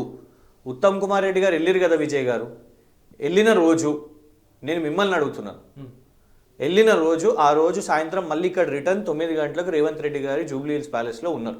ఆ రోజు ఆ టైంకి సహాయ చర్యలు మొదలైనాయా? కాలేదు. ఆన్ రికార్డ్ ఛానల్స్ ప్రకారం మధ్యరాత్రి 3 గంటలకు సహాయక చర్యలు మొదలైనవి. సో రెస్క్యూ ఆపరేషన్స్ మొదలు పెట్టకుండా ఒక మంత్రి, అక్కడ ఉండాల్సిన మంత్రి, ఆ సంబంధించిన శాఖకు మంత్రి, ప్రభుత్వం వాళ్ళు రిటర్న్ వచ్చేస్తే మీకు ఏమవుతుంది? మొరాల్ దిగిపోతుంది, మొరాల్ తగ్గిపోతుంది. వాళ్ళు అదే జరిగింది. ఇప్పుడు మొన్న జరిగినటువంటి ఎమ్మెల్సీ ఎన్నికల ప్రచారంలో సీఎం రేవంత్ రెడ్డి గారు మాట్లాడుతూ ఫోన్ ట్యాపింగ్ ఇష్యూని తీసుకొచ్చి ఈ ఫోన్ ట్యాపింగ్ ఇష్యూలో బీఆర్ఎస్ని బీజేపీయే కాపాడుతూ ఉంది, బీజేపీయే సంకన పెట్టుకొని తిరుగుతూ ఉంది అని చెప్పేసి మాట్లాడినటువంటి సిచ్యువేషన్ ఉంది. బీఆర్ఎస్కి వాళ్ళ బీజేపీకి ఇవాళ ఉన్నటువంటి సంబంధం ఏంటి, అసలు లింక్ ఏంది బీఆర్ఎస్కి బీజేపీకి? ఇద్దరు కలిసి ప్రాంతీయ పార్టీలను ముంచిర్రు. ఇంకేం చెప్పాలి విజయ్ గారు? ఇద్దరు భలే డ్రామా దేశం మొత్తం ఆడుతున్నారు. కేజ్రీవాల్ గారిని జైల్లో పెట్టిండ్రు, కవిత గారిని జైల్లో పెట్టిండ్రు, కేటీఆర్ గారిని ఆల్మోస్ట్ పెట్టిర్రు, కానీ ఆ కేసు అయితే బలంగా దొరకలేదు. ఇక్కడ కేసు పెట్టగానే, ఏసీబీ కేసు పెట్టగానే లబో అని ఉరికొచ్చింది. 24 గంటల లోపే ఈడీ వాళ్ళు ఉరికొచ్చారు. ఎంత స్పీడ్గా ఉరికొచ్చారంటే ఇవాళటి వరకు పొంగులేటి శ్రీనివాసరెడ్డి గారి విషయం మీద ఎందుకంత ఈడీ ఓవర్ యాక్షన్ చేసింది, అన్ని పైసల నోట్ల కట్టల కోసం మెషిన్లు తెచ్చినామని అన్నారు. ఇన్ని తెచ్చిన వాళ్ళు ఈడీ గురించి మాట్లాడలేదు. ఎవరిని కాపాడుతున్నారు చెప్పండి? అచ్చా, ఇంకోటి చెప్తాను. ప్రధానమంత్రి గారు ఇంకెవ్వరు కాదు, ఈ దేశానికి అత్యున్నత మోస్ట్ పవర్ఫుల్ పర్సన్, ప్రపంచానికే one of the most powerful persons మన నరేంద్ర మోదీ గారు ఈ గడ్డ మీదకి వచ్చి రేవంత్ రెడ్డి గారు కమిషన్లు, ఆర్ఆర్ ట్యాక్స్ అని అన్నారా లేదా? మరి చర్యలు చేపట్టిరా వాళ్ళ మీద? ఏమన్నా ఏం కాలేదు. మా దగ్గర అయితే ఇప్పుడు మా ఏ లీడర్ పేరైనా చెప్పండి, ఆయనకు ఒక కేసు తోక అంటించిరు ఈ ప్రభుత్వం. హరీష్ రావు గారి మీద కేసు అయితే లేదా? ఎవరో కోన్ కిస్కాగాడు వేసేస్తే ఇప్పుడు ఎవరు పోయినా కేసు, ఈయన నా ఫోన్ ట్యాపింగ్ వేసేయండి కేసు అంటే వేసేస్తారు. హరీష్ రావు గారి మీద వేసారు, కేటీఆర్ గారి మీద బురద తల్లిరు, ఇంట్లోకి దూరిరు కదా అండి. ఫంక్షన్లు చేసుకుంటే ఫంక్షన్లకు దూరిండ్రు, కుటుంబంలో ఇంటికి వచ్చిండ్రు, కవిత గారిని వేసారు, ముగ్గురు. ఎంతమంది ఇప్పుడు అందరం కౌశిక్ రెడ్డి గారు మాట్లాడుతున్నారు కాబట్టి కౌశిక్ రెడ్డి గారిని, జగదీశ్వర్ రెడ్డి గారిని ఎట్లా ఒత్తిడి పెడదామా జగదీశ్వర్ రెడ్డి గారిని. ఎవరైనా కూడా ఒక కేసు దొరికింది అంటే కథం ఉట్టిగా కేసు వేసేసి, దొంగ కేసులు వేసేసి జైలు పాలు చేస్తారు. బీఆర్ఎస్ని కాంగ్రెసే కాపాడుతున్నట్టు కూడా బీజేపీ నేతలు మాట్లాడుతున్నారు. ఈవెన్ బండి సంజయ్ కూడా మాట్లాడుతూ ఉన్నారు. నేను ఎవరిని కాపాడుతూ ఉన్నారు? అసలు మమ్మల్ని ఎవరు కాపాడారు చెప్పండి? మేము రోజు మమ్మల్ని ప్రజలు కాపాడుతున్నారు. వాళ్ళిద్దరినైతే ఎవ్వరేమవుతుంది? రాహుల్ గాంధీ మీద నేషనల్ హెరాల్డ్ కేసులు ఉన్నాయండి. ఈడీ ఆఫీస్కి మొత్తం కాంగ్రెస్ లీడర్లను వేసుకొని పోయారు, ఆయన జైలుపోయిండా. రేవంత్ రెడ్డి గారి మీద ఇవాళ దునియా మేం కాదు, షోదా కన్స్ట్రక్షన్స్ విషయం మీద చెప్పినాం కదా, అమృత్ టెండర్లో 1137 కోట్లు కాంట్రాక్టు సొంత బామర్దికి ఇచ్చిండ. కేటీఆర్ గారితో పాటు BJP floor leader Maheshwar Reddy గారు కూడా వేసారు. మరి ఎందుకు బీజేపీ ఎవరిని కాపాడింది ఇందులో? స్వచ్ఛ బయో, నువ్వు అమెరికా దాకా పోయి సొంత తమ్మునితోని కంపెనీతోని 1000 కోట్ల ఒప్పందం చేసుకుంటావు. మేము ఒకటి అడిగినాం, ఈ 1000 కోట్లు ఎట్లొచ్చినాయి అబ్బా మీ తమ్మునికి? 1000 కోట్ల వ్యాపారం నువ్వు అమెరికా దాకా పోయి సొంత తమ్ముని కంపెనీతో చేస్తున్నావు, ఇది అవినీతి కింద రాదా అని అడిగితే బీజేపీ ఏమైనా నోటీస్ పంపించిందా? మేము అనేది ఎవరెవరిని కాపాడుతున్నారు చెప్పండి. మా విషయానికి వస్తే ఎక్కడనో ఎవరో చనిపోతే, భూ తగాదాలలో చనిపోతే ముఖ్యమంత్రి కార్యాలయం నుంచి వాడు ఉన్నాడు, శ్రీరామ్ కర్రీ అని, ముఖ్యమంత్రి కార్యాలయం, ఆయన మన రాష్ట్రమా, జర్నలిజమా, తెలంగాణ ఉద్యమమా నాకు తెలియదు, కానీ వాళ్ళ ముఖ్యమంత్రి కార్యాలయంలో కూర్చొని ఏం చేసిండు తెలుసా? మొన్న నాకు అసలు నేను ఎందుకు చాలా సీరియస్గా చెప్తున్నా అంటే, నాకు జర్నలిస్టులైనా జర్నలిజం అంటే చాలా నాకు పవిత్రమైన ప్రొఫెషన్ అండి. ఎందుకంటే పాలిటిక్స్ ఒక ఎత్తు, జ్యుడిషియరీ ఒక ఎత్తు, అన్నిటికంటే సెకండ్ టు సెకండ్ చూపెట్టగలిగేది, అనలైజ్ ప్రజలకు తెలిసేది, కనిపించేది జర్నలిస్టుల ద్వారా. అంటే ఒపీనియన్ని బిల్డ్ చేయగలుగుతారు ప్రజలకు, అది ఫ్యాక్చువల్ ఉండాలి. అట్లాంటిది ఇవాళ నువ్వు ముఖ్యమంత్రి కార్యాలయంలో కూర్చొని మన ప్రజల ధనంతో ఇవాళ నువ్వు గవర్నమెంట్ పొజిషన్లో ఉన్నావు, కానీ నువ్వు ఏం చేస్తున్నావు? అన్ని మీడియా గ్రూప్స్లో కాంగ్రెస్ పార్టీ అధికార ప్రతినిధులు వాళ్ళు ఇచ్చిన వీడియో బైట్లు దాన్ని నువ్వు ఈ గ్రూప్లలో వేస్తున్నావు. ఏంది చిన్న ఆరోపణ అది? కేసీఆర్ మర్డర్ చేసిండు అని ముఖ్యమంత్రి కార్యాలయం నుంచి వేస్తే మేము గమ్మున కూర్చోవాలన్నా అండి? గిదా నువ్వు చెప్పుకున్న ప్రజాపాలన, ప్రజాస్వామ్యం అని? బీఆర్ఎస్ అనేది హత్య రాజకీయాలు చేయట్లేదా? కేసీఆర్ గారు చేస్తారా అండి? నేను మిమ్మల్ని అడుగుతున్నా, కేసీఆర్ గారు ఇంకా ఏం నిరూపించుకోవాలండి? ఆయన చెప్పిన మాట, ఆయన కేంద్ర ప్రభుత్వంలో కేంద్ర మంత్రి పదవి చూసిండు కదా, నంబర్ 1. ముఖ్యమంత్రి కావాలనుకున్నాడు అనుకోండి, ముఖ్యమంత్రి అయిండు కదా, 2 సార్లు ముఖ్యమంత్రి అయిండు కదా. ఇప్పుడు ఎవరినో ఒక పర్సన్ని హత్య చేపియాలి నా కేసీఆర్. అచ్చా, ఓకే, నిజంగా అట్లా చేపియాలని అనుకుంటే ప్రభుత్వంలో ఉన్నప్పుడే ఆయనకి ఎంతో పవర్స్ ఉండే కావచ్చు కదా. ఒకవేళ అట్లనే ఉంటే ఎందుకండి అంటే ఒక మనిషిని మనం ఇంత అటాక్ చేయొద్దు. ఇంత పర్సనలైజ్డ్గా 10 సంవత్సరాలు కేసీఆర్ గారు ముఖ్యమంత్రిలో ఉన్నప్పుడు విజయ్ గారు ఉత్తమ్ కుమార్ రెడ్డి గారి మీద ఏమైనా కేసు వేసినామా? బట్టి గారి మీద ఏమైనా కేసు వేసినామా? జగ్గారెడ్డి గారి మీద ఏమన్నా అయిందా? శ్రీధర్ బాబు గారి మీద ఏమన్నా అయిందా? పొన్నం ప్రభాకర్ గారి మీద అయిందా? చాలా వ్యాపారాలు చేసే వివేక్ గారి మీద ఏమన్నా అయినాయా? హరాస్మెంట్ అయిందా ఏమన్నా చెప్పండి. జైలుకి పంపిర్రా మీకు ఎన్ని? ఏమన్నా అనగానే కాంగ్రెస్ వాళ్ళు మా రేవంత్ రెడ్డి గారిని వేసిరు కదా మీరు అనేసి అంటారు. రేవంత్ రెడ్డి గారు టీడీపీ లీడర్ ఉన్నప్పుడు దొరికిండండి, కాంగ్రెస్ లీడర్ ఉన్నప్పుడు కాదు. అది కూడా ఆయన రెడ్ హ్యాండెడ్గా డబ్బులు తీసుకొని పోయి దొరికిండు. జాతీయ మీడియా అందరు చూసారు. సో రేవంత్ రెడ్డి గారిని మినహా ఎప్పుడైనా ఏ కాంగ్రెస్ నాయకునైనా కక్షపూరితంగా కేసీఆర్ గారి ప్రభుత్వం చేసిందా? కానీ ఇవాళ మీరు ఏ అంటే మీరేమో ఇప్పుడు కాంగ్రెస్ ప్రభుత్వం బీఆర్ఎస్ పైన కక్షపూరిత రాజకీయాలు చేస్తున్నట్టురా? డౌట్ ఏమున్నదండి? చిన్న చిన్న వాళ్ళు సోషల్ మీడియాలో వాళ్ళు పెడుతుంటే వాళ్ళ మీద కేసులు. నువ్వు చెప్పుకున్నదేమో ఫోటో చూపెట్టుకున్నాడు, ఆ చేతిలో ఏంది ఎర్ర పుస్తకం రాహుల్ గాంధీ రాజ్యాంగం. మాది ప్రేమ దుకాణం. మా గాంధీ భవన్కి వస్తే ప్రేమనే ఉంటుంది. గాంధీ గారి తర్వాత మదర్ తెరీసా తర్వాత రేవంత్ రెడ్డి గారు అని ఇంత బిల్డప్ ఇచ్చినాడు. మేము కంచెలు దించేసినాం, మేము ప్రజా దర్బార్ చేస్తాం. ఎన్నిసార్లు పోయినావు నువ్వు ప్రజా దర్బార్కి? రేవంత్ రెడ్డి గారు వేరా ప్రజా దర్బార్కి? నంబర్ 1 అది పక్కన పెడదాం. ఇవాళ అశోక్ నగర్ పిల్లలు వాళ్ళు నీ కోసం పనిచేసిన వాళ్ళు, నీ కరపత్రాలు పట్టుకున్న వాళ్ళు, ఊరూరా తిరిగిన వాళ్ళు, బస్సు యాత్రలు చేసిన వాళ్ళు.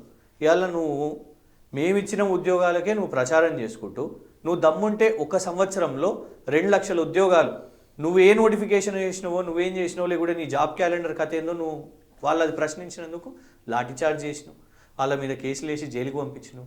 సరే అది పక్కన పెడదాం. టీపీఎస్పీ కానిస్టేబుల్స్ అండి, వాళ్ళు ఏం పాపం చేశారు? 30 రోజుల్లో 26 రోజులు మాకు డ్యూటీయా అని వాళ్ళ భార్యలు వచ్చి అడిగితే డిస్మిస్ చేసి పడేసారు. వాళ్ళని జుట్టు పట్టుకొని మతి అరెస్ట్ చేసారు. వాళ్ళు చేసింది ఏంటిది పాపం? పోనీ హైడ్రా మూసి మీరు మార్కింగ్లు పెట్టేసి డిపిఆర్ లేకముందే మార్కింగ్లు పెట్టి కూల్చివేతలు చేసి భయాందోళన చేసి కొందరు చచ్చిపోయి కొందరు ఇల్లు కోల్పోయి అవసరమైనంత కక్ష. ఇక నేను ఇవన్నీ రాష్ట్ర అంశాలు మాట్లాడుతున్నానండి.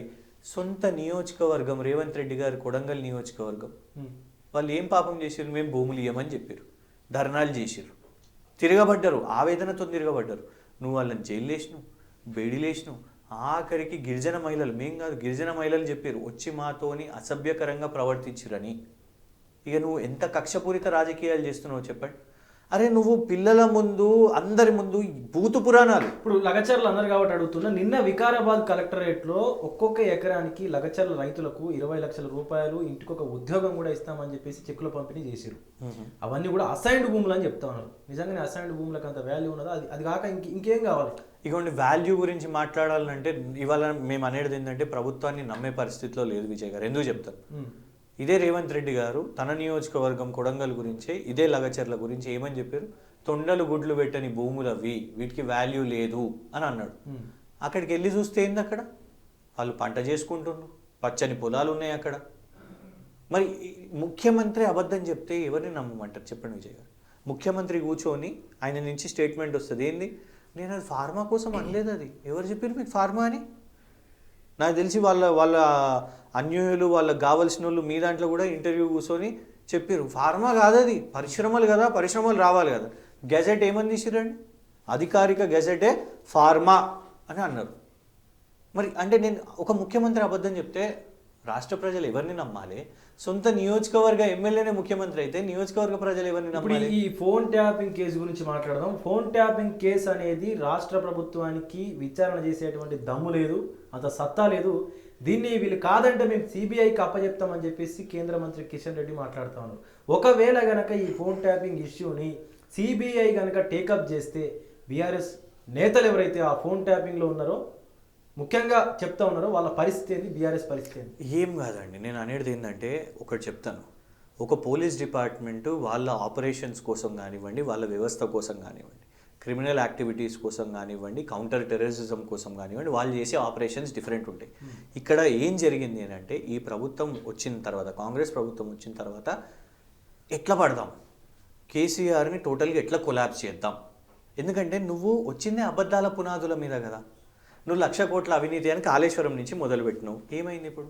అదే కాళేశ్వరం గట్టిగా నిలబడి ఉన్నది. నీ సుంకిశాల ఓడిపోయింది, నీ ఎస్ఎల్బీసీ టన్నల్ 4 రోజులకే ఆ మెషిన్ కూలిపోయిన పరిస్థితి. 4 రోజులు నువ్వు పనులు మొదలుపెట్టినావు, 5వ రోజు కూలిపోయి అలా ప్రాణాలు ఇబ్బందుల్లో పెట్టింది. కానీ ఆ కాళేశ్వరం మీద నీ ఏడ్చిన ఏడుపు ఇవాళ కాళేశ్వరంతోనే కదా నువ్వు నీళ్లు డిస్ట్రిబ్యూట్ చేస్తున్నది. పోనీ అది పక్కన పెడదాం. ఫార్ములా ఈ అని ఒక కేసు తీసుకొని వచ్చినావు. ఇవాళ నువ్వు మిస్ వరల్డ్ చేస్తున్నావు. అక్కడ అమ్మాయిలకి నీకు 2,500 రూపాయలు లేదు, కానీ మిస్ వరల్డ్ చేస్తావంట. ఫ్యాషన్ పరేడ్ కావాలంట నీకు. నువ్వు అమ్మాయిలకు ఇవ్వడానికి స్కూటీలకు పైసలు లేవు, రైతులకు ఇవ్వడానికి పూర్తిగా రుణమాఫీ చేయడానికి లేదు నీకు, రైతు బంధు ఇవ్వలేదు, కానీ మిస్ వరల్డ్కి ఖర్చు పెడతావు అంట నువ్వు. కానీ మేము చేసిన కార్ రేస్ తప్పంట. ఆ కార్ రేస్తో 700 కోట్లు వచ్చింది, నీ మిస్ వరల్డ్తో ఎన్ని కోట్లు వస్తున్నాయో చెప్పు మరి. నువ్వు మేము అనేది ఏంటంటే నువ్వు ఏది పడితే అది కేసు చేస్తా అని చెప్తివి. ఇలా ఫోన్ ట్యాపింగ్ అని కూడా నువ్వు అన్నావు. ఏమని అన్నారండి? ఫస్ట్ వీళ్ళే లీకులు ఇచ్చిరుగా, 10 లక్షల ఫోన్లు ట్యాప్ చేసిరు వీళ్ళు అని అన్నారు. 10 లక్షల ఫోన్లు ట్యాప్ చేయాలంటే, వినాలంటే ఎంతమంది కావాలి? పని కట్టుకొని ఒకళ్ళది వినాలంటే ఎంతమంది పని చేసిరు చెప్పండి మరి. అందులో ఆ పని చేసిన వాళ్ళని అందరినీ వేయండి. పోనీ అప్పటి ఇంటెలిజెన్స్ చీఫ్ మీ దగ్గరనే ఇప్పుడు పని చేసిండు, వాళ్ళని ఇందులో పార్టీ వేయలేదు, వాళ్ళు ఏం చెప్పలేదు. నువ్వు ఏం చేసినావంటే బురద చల్లడానికి, ఒత్తిడి తీసుకోవడానికి పోలీస్ డిపార్ట్మెంట్ని టార్గెట్ చేసినావు. ఇవాళ ఐఏఎస్లను కంట్రోల్ చేయడానికి బ్యూరోక్రాట్ల గురించి తప్పుగా మాట్లాడు. కావాలనే ఇప్పుడు బీజేపీ బీఆర్ఎస్కి సపోర్ట్గా ఉండి అందులో ఉన్నటువంటి ప్రధాన నిందితులను దేశం దాటించేటువంటి పని చేసింది. ఖచ్చితంగా వాళ్ళని బీఆర్ఎస్ ఎవరైతే దాంట్లో బీఆర్ఎస్ నేతలు ఉన్నారో వాళ్ళని, అలాగే పోలీస్ డిపార్ట్మెంట్లో ఎవరైతే ఉన్నారో వాళ్ళని బీజేపీ కనుక సపోర్ట్ చేస్తే వాళ్ళని బయట దేశాల నుంచి ఇండియాకి తీసుకొస్తాం, ఖచ్చితంగా వాళ్ళని లోపలేస్తాం అన్నట్టుగా మాట్లాడుతున్నారు సీఎం. తీసుకుని అందరినీ తీసుకుని రండి, విజయ్ మాల్యా గారిని తీసుకుని రండి, నీరవ్ మోడీలను, లలిత్ మోడీలను, ఎవరున్నా కూడా తీసుకొని రండి. అలా మాకు ఏం సంబంధం ఉన్నది? పోలీస్ అధికారులు ఎవరైనా వాళ్ళ పని చేసిండు అని అంటే తీసుకొని రండి. కానీ నేను అనేది ఏంటంటే ఇవి పేర్లు చెప్పి ఈ ఫోన్ ట్యాపింగ్లు టీపింగ్లు, కేంద్రంలో ఉన్న వాళ్ళు పెగాసెస్ అని ఇట్లనే అన్నారు కదా, పెగాసెస్ అయిందని పార్లమెంట్ సెషన్ మొత్తం మింగేశారు. ఏ తెలంగాణ గురించి చర్చ రాలే. పెగాసెస్ అని రాహుల్ గాంధీ మాట్లాడారు, నరేంద్ర మోదీ గారు మాట్లాడారు. అట్లా మీరు టైంపాస్ చేయండి. కానీ ఈ టైంపాస్లో నువ్వు పాలనను మర్చిపోకు రేవంత్ రెడ్డి. నువ్వు రుణమాఫీ జాప్యం చేసినావు. నువ్వు ఏమన్నావు? ఇవాళకి కూడా గ్రామాల్లో రుణమాఫీ కాలేదు అని అంటున్నారు. నువ్వు రైతు బంధు, నీ రైతు భరోసా చక్కగా పడతలేదు. నువ్వు చేయాల్సిన పనులు ఎన్నో ఉన్నాయి. నువ్వు నీళ్ళ విషయం మీద ఇటీవల కరెంటు, ఇప్పుడు రేపు మనకు ఈ వేసవికాలం ఎండాకాలంలో నీళ్ళ ఇబ్బందులు కానివ్వండి, కరెంట్ ఇబ్బందులు కానివ్వండి, నీ ప్రయారిటీ ఇది. నువ్వు ఎంతసేపు రాజకీయ కక్ష, కేసీఆర్ని ఎట్లా ఇబ్బంది పెట్టాలి, కేటీఆర్ని ఎట్లా సైలెంట్ చేయాలి, హరీష్ రావుని ఎట్లా సైలెంట్ చేయాలి, రోజు లేస్తే ఎవరిని తిట్టాలి, ఇవే తప్ప నువ్వు ఒక విజన్తో పోయి నువ్వు ఇవి చేస్తుండు. నీకు ఇంట్రెస్ట్, నీ ప్రయారిటీ ఈ బీఆర్ఎస్ పార్టీ నాయకులను జైల్లో పెట్టాలి, బురద చల్లాలంటే చెయ్యి. నువ్వు బురద చల్లుతూ ఉండు, మేము దుడుచుకుంటూ ఉంటాం. కానీ నువ్వు ఇంకొకటి, నీ అడ్మినిస్ట్రేషన్ పని చేయాలి కదా. నీ అడ్మినిస్ట్రేషన్ ఫెయిల్ కావద్దు కదా. నీ అడ్మినిస్ట్రేషన్ ఫెయిల్ ఎందుకు అవుతుంది? నువ్వు రెండింటిని బ్యాలెన్స్ చేయగలుగుతున్నావా? నువ్వు అప్పు అని కథలు చెప్తివి. అప్పుడు నీకు తెలియదా ఈ హామీలు ఇచ్చినప్పుడు అప్పులు ఉన్నాయని తెలియదా? అప్పుల గురించి కూడా తప్పుడు లెక్కలు, తప్పులు అన్ని తప్పులే. రిజర్వ్ బ్యాంక్ ఆఫ్ ఇండియా చెప్పిందండి 3 లక్షల కోట్లు అని చెప్పింది.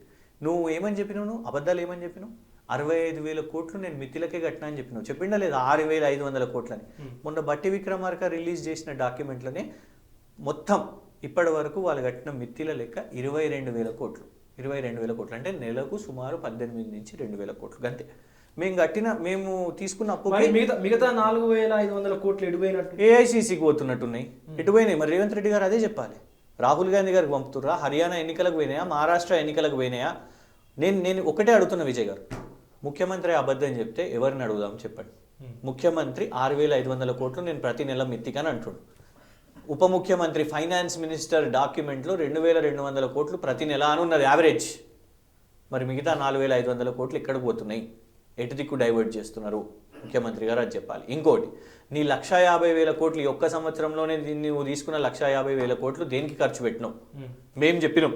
మేము శ్వేతపత్రంతో ఏ ప్రాజెక్టు మేము నిర్మాణం చేసినాం, ఒక రైతు వేదిక కానివ్వండి, ఒక బ్రిడ్జ్ కానివ్వండి, ఒక ఫ్లైఓవర్ కానివ్వండి, ఒక ఆర్యూబీ కానివ్వండి, ఒక మన అంతిమయాత్రల కోసం చేసుకునే వైకుంఠ ధామాలు కానివ్వండి, మేము చేసిన నిర్మాణాలు ప్రతి ఒక్కటి లెక్కతో సహా మేము చేసినాం, ఇంక్లూడింగ్ ప్రాజెక్టులు. కానీ మీ లెక్కేది 150,000 కోట్లు ఎక్కడ మింగినావు, ఎడబెట్టినావు? ఇప్పుడు ముఖ్యంగా ఇప్పుడు రేపు జరిగినటువంటి ఈ టీచర్ ఎమ్మెల్సీలో ఎన్నికల్లో ఎవరైతే ఓటర్స్ ఉన్నారో బీఆర్ఎస్ పక్కన లేరు, అందుకే బీఆర్ఎస్ టీచర్ ఎమ్మెల్సీలో పోటీ చేయట్లేదు అని చెప్పేసి మాట్లాడుతూ ఉన్నారు వాళ్ళు. ఎంతవరకు నిజం? ఎందుకు పోటీ చేయట్లేదు అసలు? చూడండి, నంబర్ 1 ఒకటి చెప్తాను మీకు. కాంగ్రెస్ పార్టీ ఇన్ఫ్యాక్ట్ మీరు అడగానే నేనే ముందే చెప్తాను. ఇప్పుడు మమ్మల్ని 0-0-0-0 అని లోక్సభ అని అన్నారు, రైట్? ఢిల్లీలో కూడా కాంగ్రెస్ పార్టీకి మంచి పెద్ద గుడ్ వచ్చింది కదా. మరి రాహుల్ గాంధీ గారు మూటముల్లో చదువుకొని వెళ్ళిపోవాలన్నా? ఉత్తరప్రదేశ్లో కాంగ్రెస్ నేరుగా కొట్లాడేటట్టుందా? ఒకటన్నా వచ్చిందో లేదో ఉత్తరప్రదేశ్లో. గుజరాత్లో దుకాణం ఎత్తేసారు. గుజరాత్లో అయితే డైరెక్ట్ బీజేపీతో ఫైట్. అక్కడ వాళ్ళ పరిస్థితి ఏంది? రాజస్థాన్లో వాళ్ళ పరిస్థితి ఏంది? మధ్యప్రదేశ్లో వాళ్ళ పరిస్థితి ఏంది? సో కాంగ్రెస్ పార్టీ ఇవాళ మమ్మల్ని అనే ముందు 2014 నుంచి 23 వరకు వాళ్ళ పరిస్థితి ఏందో చూద్దాం. ఏ ఎలక్షన్ గెలిచిరండి వాళ్ళు? దుబ్బాకలో 3వ స్థానం, సిట్టింగ్ మునుగోడు వాళ్ళే ఓడిపోయినరు. ఆ తర్వాత హుజురాబాద్లో 3000 ఓట్లు వచ్చినాయి అనుకుంటా. ఏ ఎలక్షన్? జిహెచ్ఎంసీలో 1 సీట్ గెలిచారు. సో అల్టిమేట్గా కాంగ్రెస్ పార్టీతో పెద్ద ఇప్పుడు వాళ్ళ అధికారంలో ఉన్నారు, అడ్వాంటేజ్ ఉండొచ్చు. మేమేమంటున్నామంటే ఈ సమయంలో మాకు ఎన్నికలు ఇంపార్టెంట్ కాదు. రేవంత్ రెడ్డి అంటుండు కదండి, అధికారంలో ఉన్నోడే అంటుండు నా ప్రభుత్వానికి ఏమి ఇబ్బంది లేదని. మరి మేమైతే ప్రభుత్వంలో కూడా లేము, మా ప్రతిపక్షానికి కూడా ఏమి ఇబ్బంది లేదు. మాకు ఇప్పుడు ప్రజల అంశాలు ఇంపార్టెంట్. ఎలక్షన్ కంటే ఇప్పుడు ఏంది, ఈ ఎలక్షన్తో చూసిర్రా, ఈ ఎలక్షన్తో ఈ ప్రభుత్వం మంచిగా ఉంది, లేకుంటే కేంద్రం మంచిగా ఉంది, తెలంగాణ మంచిగా ఉంది, లేదు. ప్రజల అంశాలు ఇంపార్టెంట్. మేము అందుకే అండ్ ఇది మాకు కొత్త ఏం కాదు. గతంలో తెలంగాణ ఉద్యమం ఇంపార్టెన్స్ కోసం మేము జిహెచ్ఎంసీ ఎలక్షన్స్ దూరం ఉన్నాం. ఎందుకు? ఆ ఎలక్షన్ రిజల్ట్తో జనరలీ ఈ ఎలక్షన్స్ ఏమవుతాయి అని అంటే ప్రభుత్వానికి ఇస్తారు. ఎందుకంటే ఇవాళ ప్రతి ఒక్కళ్ళ మంట గుండెల్లో ఉన్నది. అధికారులు కానివ్వండి, అధికారులు కూడా ఇష్టపడతలేరు రేవంత్ రెడ్డిని, కానీ కొందరికి భయం ఉంటుంది. తెగించేటోళ్ళు మూసి హైదరాబాదితులు తెగించిర్రు, బయటకు వచ్చిర్రు, బండబూతులు తిడుతున్నారు కదండి. మీరు పోయి మైక్ పెడితే చాలు బండబూతులు తిడుతున్నారు. అది మేము పుసుక్కని సోషల్ మీడియాలో పెడితే రేవంత్ రెడ్డికి గాలి కేసు వేస్తాడు. సో మేము అనేది ఏంటంటే మీరు సోషల్ మీడియా కన్వీనర్గా కూడా పనిచేస్తున్నారు కాబట్టి అడుగుతున్నాను. వాళ్ళు కాంగ్రెస్ పార్టీ తరపు నుంచి ఒక పోల్ని అయితే చేయడం జరిగింది. ఆ పోల్ని బీఆర్ఎస్ సోషల్ మీడియా నుంచి దాన్ని హ్యాక్ చేసి కావాలనే వాళ్ళకు అనుగుణంగా రిజల్ట్ వచ్చేలాగా మార్చుకున్నారని చెప్పేసి అంటారు. ఎంతవరకు నిజంగా మీరు హ్యాక్ చేసిరా దాన్ని? నాకైతే హ్యాకింగ్ రాదండి. నేను కంప్యూటర్ ఎక్స్పర్ట్ని కాదు, నేను పొలిటికల్ ఎక్స్పర్ట్. మేము ఒకటే చెప్తున్నాం, సింపుల్గా ఒక పాయింట్ చెప్తానండి. చూడండి, మేము అప్పుడు కూడా సోషల్ మీడియా బ్రహ్మాండంగానే చేసినాం. మేము అల్టిమేట్గా ఏంటిదంటే మా దగ్గర ఉన్నోళ్ళు కేసీఆర్ సెంటిమెంట్తో పనిచేస్తారు. మాకు పేమెంట్ లేదు, సెంటిమెంట్ ఉంది.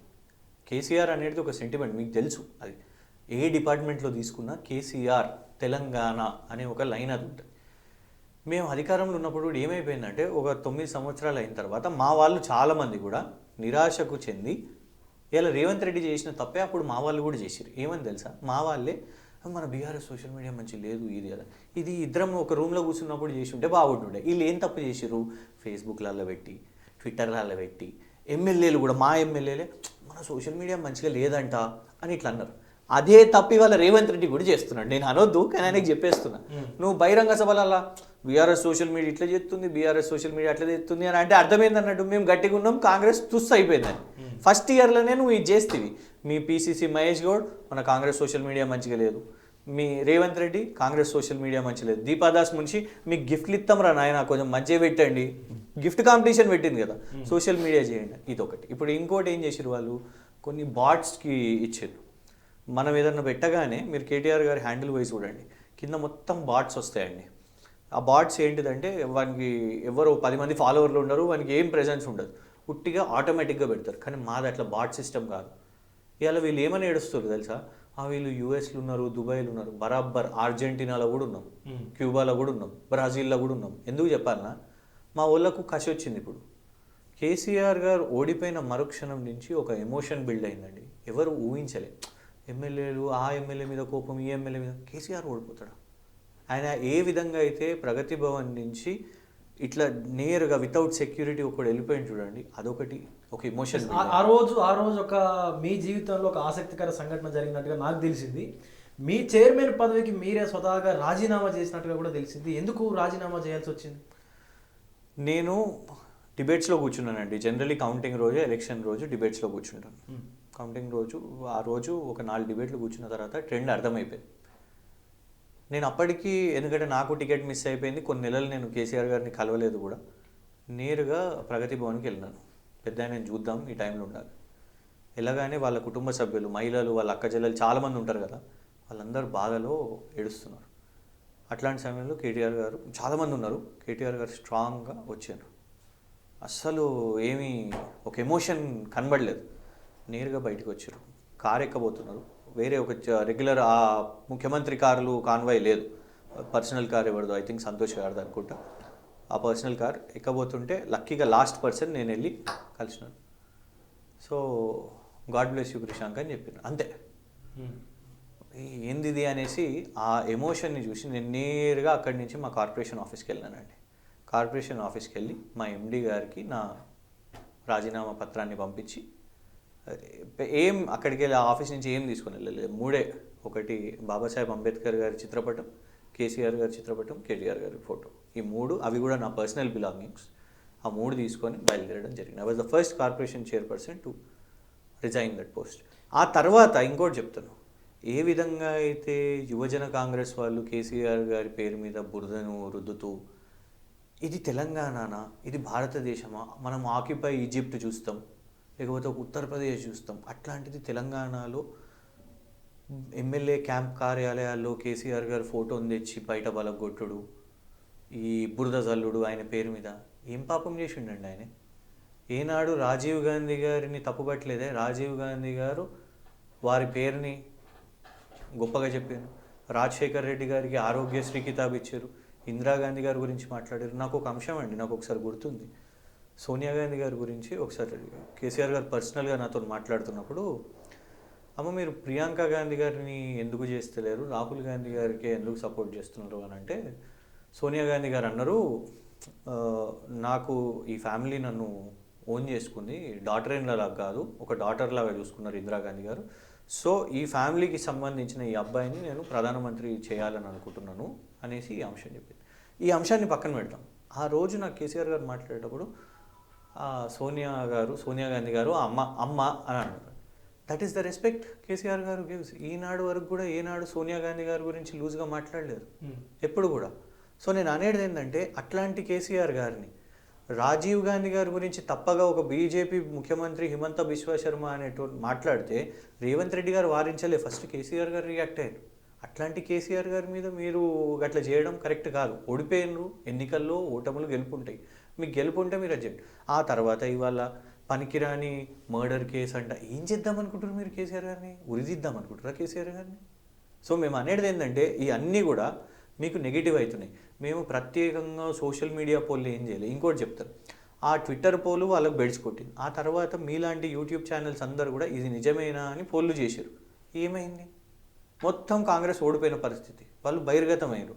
ఇప్పుడు కూడా వాళ్ళు అర్థం చేసుకుంటలేరు ఏంటంటే, ఇవాళ ప్రపంచవ్యాప్తంగా ఉన్న బీఆర్ఎస్ సైన్యులు అందరు కూడా మాకు ఒక ఎమోషన్ ఉన్నది. మీకు ఇవాళ కాంగ్రెస్లో ఆ ఎమోషన్ లేదు. మీరు అధికారంలో ఉన్న వాళ్ళు ఫ్రస్ట్రేషన్కు వెళ్ళొద్దు. వాళ్ళ అధికార ప్రతినిధులు డిబేట్లలో వస్తున్నారు, అరే మేము 9-10 సంవత్సరాల్లో మేమున్న ఫ్రస్ట్రేషన్ ఉన్నట్టు లాస్ట్కి వచ్చిన ఫ్రస్ట్రేషన్ ఇవాళ వాళ్ళు ఫస్ట్ ఇయర్కే వస్తున్నారండి. అంటే దాని అర్థమైంది, ఎదురు దాడి చేద్దామనే ప్రయత్నం చేస్తున్నారు. ఇది కరెక్ట్. ఇంకొకటి, ఈ ఎమ్మెల్యే కోట ఎమ్మెల్సీ సీటు కోసం బీఆర్ఎస్లో పోటాపోటీ నడుస్తూ ఉంది. ఎస్సీ, ఎస్టీ, బీసీ, మైనారిటీ వర్గాల బీఆర్ఎస్ నేతలు ఈ యొక్క రన్నులో ఉన్నారన్నట్టుగా తెలుస్తుంది. ఎవరికి మళ్ళీ అంటే ఇదివరకు ఉన్నటువంటి సత్యవతి రాథోడ్కి వస్తుందా, లేకపోతే ఇంకెవరికైనా కొత్త వాళ్ళకు ఇచ్చేటువంటి, ఎవరికి వరించేటువంటి అవకాశం ఉంది ఈ ఎమ్మెల్సీ సీట్? ఇది కేసీఆర్ గారు అండ్ పార్టీ ముఖ్య నాయకులు అందరూ కూర్చొని నిర్ణయించేది. డెఫినెట్గా ఆశించే వాళ్ళు చాలామంది కూడా ఆశిస్తూ ఉంటారు. మీరు అన్నట్టు వినికిడి ఇప్పుడు, ఎందుకంటే సత్యవతి రాథోడ్ గారికి మొన్న ఎక్స్టెన్షన్ వచ్చింది కాబట్టి వారికి వస్తుంది కావచ్చు, విప్పుగా చేసారు కాబట్టి వస్తుంది కావచ్చు అని అట్లాంటి ఒక చర్చ నడుస్తుంది. ఇతరులు ట్రై చేసే వాళ్ళు ట్రై చేస్తున్నారు. సో డెఫినెట్గా కేసీఆర్ గారు నిర్ణయం తీసుకుంటారు ఆ విషయం మీద. ఇంకొకటి, ఏప్రిల్ 27న భారీ బహిరంగ సభకు అయితే ప్లాన్ చేస్తూ ఉన్నారు కేసీఆర్ అని చెప్పేసి మనకు వార్తలు వచ్చినాయి. ఆయన కూడా చెప్పినటువంటి సందర్భం కూడా ఉంది. మీ పెద్దసారి బయటికి రాబోతున్నా, మీ బాస్ అనొచ్చా? 100 మీ బాస్ బయటికి రాబోతా ఉన్నాడు, మరి ఎలాంటి వ్యూహరచన చేస్తూ ఉన్నారు? మా బాసు ఇక్కడనే ఉన్నాడండి, బయటనే ఉన్నాడు. ఆయన నియోజకవర్గంలోనే ఉన్నాడు. బయట అంటే డావోస్లో లేడు, బయట అంటే ఢిల్లీలో లేడు. మా పెద్ద సారు ఎక్కడ కూడా 36 సార్లు ఢిల్లీకి పోలే. ఆయన ఢిల్లీకి పోయినప్పుడు కూడా గజగజలాడిచ్చాడు. క్యాబినెట్ని తీసుకొని పోయిండు, ధర్నా కూర్చున్నాడు. బరాబర్ చెప్తున్నాం, మేము ప్రభుత్వం నుండి కేంద్ర ప్రభుత్వం మీద పోరాటం చేసిన వాళ్ళు, భిక్షాందేయి అని అడగలేదు, మేము కొట్లాడి మరీ తెచ్చుకున్న వాళ్ళు. సో ఇవాళ కూడా కేసీఆర్ గారు చాలామంది ఏమనుకుంటారంటే, అంటే ఒకటి రాజకీయంగా పాపం సామాన్యులకు తెలియదు కానీ రాజకీయంగా తెలియాల్సిన వాళ్ళకి ఏంటంటే, ఉదయం పొద్దున్నే లేచి కేసీఆర్ గారు రాష్ట్రంలోని అన్ని న్యూస్ పేపర్స్ చదువుతారు. రాష్ట్రంలోని అన్ని న్యూస్ పేపర్స్ చదివి అది చిన్న ఇష్యూ అయినా అవసరమైతే డైరెక్ట్గా నేరుగా వాళ్ళకి ఫోన్ చేస్తారు, ఫోన్ చేసి వాళ్ళతో మాట్లాడతారు. అది ఒక కార్యకర్త కానివ్వండి, ఒక రైతు కానివ్వండి, ఒక అధికారి కానివ్వండి, డెఫినెట్గా వాళ్ళతో మాట్లాడతారు. ఆ తర్వాత తన డే మొదలవుతుంది కదా, మనము ఎన్నో విషయాలు ఆలోచిస్తామండి. మనం మన ఇంటి సమస్యలు ఆలోచిస్తాం, మనము స్పోర్ట్స్ వస్తే స్పోర్ట్స్ ఆలోచిస్తాం, కొత్త సినిమా వస్తే కొత్త సినిమా గురించి ఆలోచిస్తాం కావచ్చు. ఒక సామాన్యుడు లేదు ట్విట్టర్ ట్రెండింగ్ అనో ఇవ్వో మీకు యాజ్ అ జర్నలిస్ట్ మీరు ఈ స్టోరీయా ఆ స్టోరీయా ఇవన్నీ ఉంటాయి. కేసీఆర్ గారు ఒక్కటే ఆలోచిస్తారు, పొద్దు నుంచి రాత్రి వరకు తెలంగాణ, అది తప్ప ఇంకా ఇంకేముండదు ఆయన థింకింగ్లో. ఇప్పుడు మీరు ప్రధాన ప్రతిపక్షంలో ఉన్నారు కాబట్టి మన రాష్ట్రంలో శాంతి భద్రతలకు తీవ్ర ఇబ్బందులు కలుగుతూ ఉన్నాయి, శాంతి భద్రతలు అసలు లేవు రాష్ట్రంలో అని చెప్పేసి ఆరోపిస్తూ ఉన్నారు. మీ హయాంలో శాంతి భద్రతలకు ఎలాంటి విఘాతం కలగలేదా? చూడండి, ఒకటి చెప్తాను, లా అండ్ ఆర్డర్ అనేది డెఫినెట్గా నేను అనేది 1-2 ఇన్సిడెంట్స్ని తీసుకొని హైలైట్ చేయడం కాదు. ఇవాళ కేసులు 40% పెరిగినాయని కమిషనర్ గారు సివి ఆనంద్ గారు మొన్న యాన్యువల్ రిపోర్ట్లో రిలీజ్ చేశారు. 40% అంటే మామూలు విషయమా అండి? నేను మిమ్మల్ని ఒక్క ఇన్సిడెంట్ మీద ఇవి టార్గెట్ చేస్తలేదు. మీరు మమ్మల్ని ఒక్క ఇన్సిడెంట్ ఎక్కడన్నా జరిగితే దాన్ని బీఆర్ఎస్ గవర్నమెంట్కి రుద్దేసి ఇగోండి లా అండ్ ఆర్డర్ ఇది అదని చేశారు. కానీ ఆ రోజు వచ్చిన కంపెనీలు, ఆ రోజు వచ్చిన పెట్టుబడులు, ఒకవేళ ఒక రూపాయి ఎవరైనా వ్యాపారి ఆదిలాబాద్కి పోయి ఒక సంస్థ పెడుతున్నదంటే, ఒక కరీంనగర్కి పోయి ఒక సంస్థ పెడుతున్నారంటే, ఒక ఖమ్మం పోయి ఒక సంస్థ పెడుతున్నారంటే, వ్యాపారాలు చేసుకుంటున్నారంటే భరోసా. కమిషనరేట్ అంత పెద్దగా ఎందుకు కట్టించుకున్నాము? ఒక పరిపాలన మొత్తం అక్కడ పోలీస్ రంగం అందరు కూడా అక్కడ ఉంటారు, ఇది ఒక కంట్రోల్ ఉంటుంది, ఆ జిల్లాకి ఇది ఒక పెద్ద అని ఒక ప్రొఫైల్ బిల్డ్ చేసినాం. అట్లాంటిది హైదరాబాద్ నగరం మొత్తం కూడా సీసీటీవీస్ విధంగా పెట్టేటట్టు ఒక ఎఫర్ట్ నడిచింది. మీరు స్టార్ట్ చేసి చూడండి, మీరు అన్న ట్యాపింగే కేంద్రంలో ఉన్న వాళ్ళు నేషనల్ సెక్యూరిటీ అడ్వైజర్స్ కానివ్వండి, ఇన్ఫ్యాక్ట్ ఈ సంస్థ పేరు ఏంటండి మన ఎన్ఎస్జీ వాళ్ళు కానివ్వండి, రకరకాల నేషనల్ ఇన్వెస్టిగేషన్ ఏజెంట్ ఎన్ఐఏ వాళ్ళు కానివ్వండి, టెర్రరిస్ట్ విషయం మీద ఇవన్నీ హ్యావెంట్ దే గివెన్ తెలంగాణకు నంబర్ 1 ఇవ్వలేదా? ఎన్నోసార్లు తెలంగాణ హెల్ప్ తీసుకోలేదా? సో మేము అనేది ఏంటంటే లా అండ్ ఆర్డర్ విషయం మీద వచ్చినప్పుడు మేము ఎక్కడ కాంప్రమైజ్ కాలేదు. మీరేం చేస్తున్నారు? ఫస్ట్ లా అండ్ ఆర్డర్ పేరు మీద పొలిటికల్ యాంగిల్గా మీరు పోలీస్ డిపార్ట్మెంట్ మీద బురద చల్లేరు. వాళ్ళు ఎవరినైతే మీరు జైలు వేసినారో, నిజం చెప్దామండి, ఈ 5 సంవత్సరాలు తెలంగాణ పాలన వదిలేసేయండి, 10 సంవత్సరాలు వైఎస్ రాజశేఖర్ రెడ్డి గారు, కిరణ్ కుమార్ రెడ్డి గారు, రోషయ్య గారు ఉన్నప్పుడు వాళ్ళు బ్రిలియంట్ ఆఫీసర్స్ కాదా? వాళ్ళకు 30 సంవత్సరాల సర్వీస్ ఉందండి. ఆ 30 సంవత్సరాల సర్వీస్ నువ్వు ఏం చేసినావు? నీ రాజకీయం కోసం పోలీస్ డిపార్ట్మెంట్ బురద చల్లినావు. కేవలం వాళ్ళు ఆ జైలుకు పోయిన వాళ్ళు మాకు క్లోజ్ అని మేము అంటలేము, అట్లా అంటలేము మేము. నువ్వు మొత్తం పోలీస్ డిపార్ట్మెంట్ మీద బురద చల్లినావు. ఒక ఎస్ఐ పని చేస్తాడు, ఒక సిఐ పని చేస్తాడు, ఒక ఏసీపీ పని చేస్తాడు, ఒక డీసీపీ పని చేస్తాడు. దేనికోసం పని చేస్తారు? మన రాష్ట్రాన్ని, మన దేశాన్ని శాంతి భద్రతలు కాపాడాలని పని చేస్తారు. కానీ నువ్వేం చేసినావు? అందులో కొందరు నీకు కూడా ప్రో ఉండే వాళ్ళు ఉంటారు కావచ్చు, ప్రమోషన్ రాకను, ట్రాన్స్ఫర్ కాకను, ఇవన్నీ ఉంటాయి. కానీ అల్టిమేట్గా ఒక వ్యవస్థ నడవాలి కదా. ఒక వ్యవస్థను అండర్మైన్ చేసి ఇంకో వ్యవస్థను పెంచలేవు. రేపు ఏమవుతుంది చెప్పండి? రేపు మళ్ళా మా ప్రభుత్వం వస్తుంది. మా ప్రభుత్వం వచ్చిన తర్వాత చాలామంది ఉన్నట్టు చెప్తాం, మంచిగా 2 ఉంటున్నాయి. ఇప్పుడు మా కేటీఆర్ గారు కూడా అంటున్నారు, బరాబర్ మీరు ఇబ్బంది పెడుతున్నారు చాలామందిని. కొందరు రెడ్ బుక్ అంటారు, కొందరు పింక్ బుక్ అంటారు, కొందరు బ్లాక్ బుక్ అంటారు. కానీ కొందరు సామాన్యులు అంటున్నారు కేసీఆర్ అట్లా చేయడు, అది కాదు, వీళ్ళు ఇప్పుడు ఎన్నన్నా కూడా ఆయన అది కాదు. ఎందుకు? రీజన్ ఏంటి? మా 10 సంవత్సరాల పాలన చూసిరు కాబట్టి మేము కక్షపూరితంగా పని చేయలేదు. మేము డెఫినెట్గా వీళ్ళు గతంలో ఇట్లుండే అట్లుండే అని కాదు కదా. ఇదే అధికారులు మాకంటే ముందు కూడా పనిచేసారు. ఇప్పుడు రామకృష్ణరావు గారు ఉన్నారు, జయేష్ రంజన్ గారు ఉన్నారు. మా ప్రభుత్వంతోనే వాళ్ళు ఈ రాష్ట్రానికి వచ్చిర్రా. కానీ నువ్వేం చేసినావు? ఆడు బీహార్ వాడు, ఇడు గుజరాత్ వాడు, ఇడు ఢిల్లీ వాడు, ఇడు యూపీ వాడు, ఇట్లా బురద చల్లినవు నువ్వు. అవన్నీ చెప్పి నువ్వు ఇవాళ అధికారంలోకి వచ్చినావు నువ్వు. కానీ మేము నీలాగా మాట్లాడతలేము కదా. మేము అన్నామా ఇవాళ నువ్వు ఆంధ్ర ఆయన తెచ్చుకున్నావు, నువ్వు బీహార్ ఆయన తెచ్చుకున్నావు, నువ్వు వీళ్ళనే పెట్టుకున్నావు, మేము అంటలేమే. ఇవాళ ప్రజలు కంపేర్ చేస్తున్నారు రేవంత్ రెడ్డి గారిని, కేసీఆర్ గారిని. ఎందుకంటే ఆయన ముఖ్యమంత్రిగా చేసి నేను ముఖ్యమంత్రి ఉన్నాడు. ఏనాడైనా కేసీఆర్ గారు ఆయన పార్టీ వాళ్ళతోనో లేకుంటే మీడియా ముందో నన్ను మీరు విలన్ని చేస్తున్నారు అని వాపోయినరా? నువ్వు ఎంత వీక్ ఉన్నావు, నన్ను విలన్గా చేస్తున్నారు అంటే 100% నువ్వు విలన్ అవుతున్నావు రేవంత్ రెడ్డి. నువ్వు తెలుసుకోవాలి. ఇది నిన్ను ఎవ్వరు పని కట్టుకొని చేస్తలేరు. నువ్వు నీ పార్టీకి వ్యతిరేకంగా మీ పార్టీ సిద్ధాంతాలకు వ్యతిరేకంగా పనిచేస్తున్నావు. రాహుల్ గాంధీ బుల్డోజర్ మీద పోరాటం చేస్తాడు, నువ్వు బుల్డోజర్తో ఇల్లు కూల్చుతున్నావు. నువ్వు రాహుల్ గాంధీ అదానిని వ్యతిరేకిస్తాడు, నువ్వు అదే అదానితో సోపర్ చేస్తున్నావు. నువ్వు పేద ప్రజలను ఇప్పటికే లాఠీలు కొట్టేసినావు. ఈ సంవత్సరంలో నువ్వు లాఠీ చార్జ్ చేసినావు, జైలు పంపాల్సిన వాళ్ళని జైలు పంపించేసినావు, నీ ఇల్లు కూల్చాల్సిన ఇల్లు కూల్చేసినావు. ఈ సంవత్సరంలో నువ్వు ఎన్ని చేసినావు? జైలు పంపించాల్సిన వచ్చినావు, ప్రతిపక్ష పార్టీల మీద బురద చల్లినావు, బూతులు తిడుతున్నావు. ఈ 1 ఇయర్లో నువ్వు చేసిన అన్ని విలనిజమే. రైట్. మీ BRS party working president KTR మాట్లాడుతూ బీఆర్ఎస్ని ఫినిష్ చేయాలని చెప్పేసి కూడా కాంగ్రెస్ ఇటు బీజేపీ రెండు కుమ్మక్కయ్యాయని చెప్పేసి మాట్లాడుతూ ఉన్నారు. మొన్న జరిగినటువంటి మీ కార్యవర్గ సమావేశంలో కూడా ఈవెన్ బీఆర్ఎస్ అధినేత కేసీఆర్ గారు మాట్లాడుతూ కూడా రేవంత్ రెడ్డి సర్కారు వచ్చిన తర్వాత బీఆర్ఎస్ని బొందబెట్టేటువంటి పనిలో పడ్డరు, కావాలనే మనల్ని ఇబ్బందులు పెడుతున్నారని చెప్పేసి మీ సొంత పార్టీ నేతలే బీఆర్ఎస్ని కుంటుబట్టేలాగా చేశారని చెప్పేసి కూడా కొంత వాన్ చేసినటువంటి పరిస్థితి ఉంది అని చెప్పేసి కూడా మాట్లాడినటువంటి సిచ్యువేషన్ ఉంది. నిజంగానే కుట్ర జరుగుతూ ఉందా బీఆర్ఎస్ మీద? అంటే కొందరు వెళ్ళిపోయిన వాళ్ళు ఉన్నారు, కొందరు ఇంకా పోవాలనుకునే వాళ్ళని కూడా ఒక చిన్న చురుకని ఏంటంటే కొందరు ఉంటారు అట్లాంటి వాళ్ళు, ప్రతి వ్యవస్థలో అట్లాంటి వాళ్ళు ఉంటారు. కానీ అట్లా కాదు కదా, జెండా మోసే వాళ్ళు ఉంటారు, ఓట్లు వేయించేటోళ్ళు ఉంటారు, కష్టపడి పనిచేసేటోళ్ళు ఉంటారు, 365 రోజులు పార్టీ కోసం అవైలబుల్గా లాయల్గా పనిచేసేటోళ్ళు ఉంటారు. సో డెఫినెట్గా ఒక పార్టీని క్లోజ్ చేయలేరు. కానీ డెఫినెట్గా ఈ 2 జాతీయ పార్టీల టార్గెట్ అదే. వెస్ట్ బెంగాల్కి వెళ్ళినప్పుడు రాహుల్ గాంధీ గారు ఇంత ఇండియా అలయన్స్ అన్నా కూడా మమతా బెనర్జీ గారి మీద అవినీతి పర్రాలు అంటారు. ఇదే అరవింద్ కేజ్రీవాల్తో పొత్తులు చేసుకొని ఆయనని తప్పు పడతారు. అఖిలేష్ యాదవ్ గారి మీద కూడా పోరాటం చేసిన వాళ్ళే. సో మేము అనేది ఏంటంటే ఈ 2 జాతీయ పార్టీల నైజం అదే. మాకు అల్టిమేట్గా తెలంగాణనే కదండి మా గోల్. మేము ఖచ్చితంగా పోరాటం చేస్తాం. చూడండి, మా మీద బురద తల్లిరు, మా మీద వీళ్ళు కలుస్తురు, బీజేపీతో కలుస్తురు, ఇది అదని చెప్పారు. కలిసినామా? 14లో కలిసినామా, 18లో కలిసినామా, 23లో కలిసినామా? రేపు కూడా కలవం. సింగిల్గా బరాబర్ సింగిల్గానే ఎట్లా సింగిల్గా ముందు ప్రభుత్వంలో వచ్చినామో, ఎట్లా సింగిల్గా మళ్ళీ ఓడిపోయినామో, రేపు సింగిల్గా మళ్ళీ అదే వస్తాం. కాంగ్రెస్కి పొత్తులు అవసరం, బీజేపీకి పొత్తులు అవసరం. బీజేపీ టీడీపీ పొత్తులు చూసినాం, కాంగ్రెస్ ఇతరులతో పొత్తులు చేస్తాం. కానీ మేమైతే సింగిల్గానే ఉన్నాం కదా.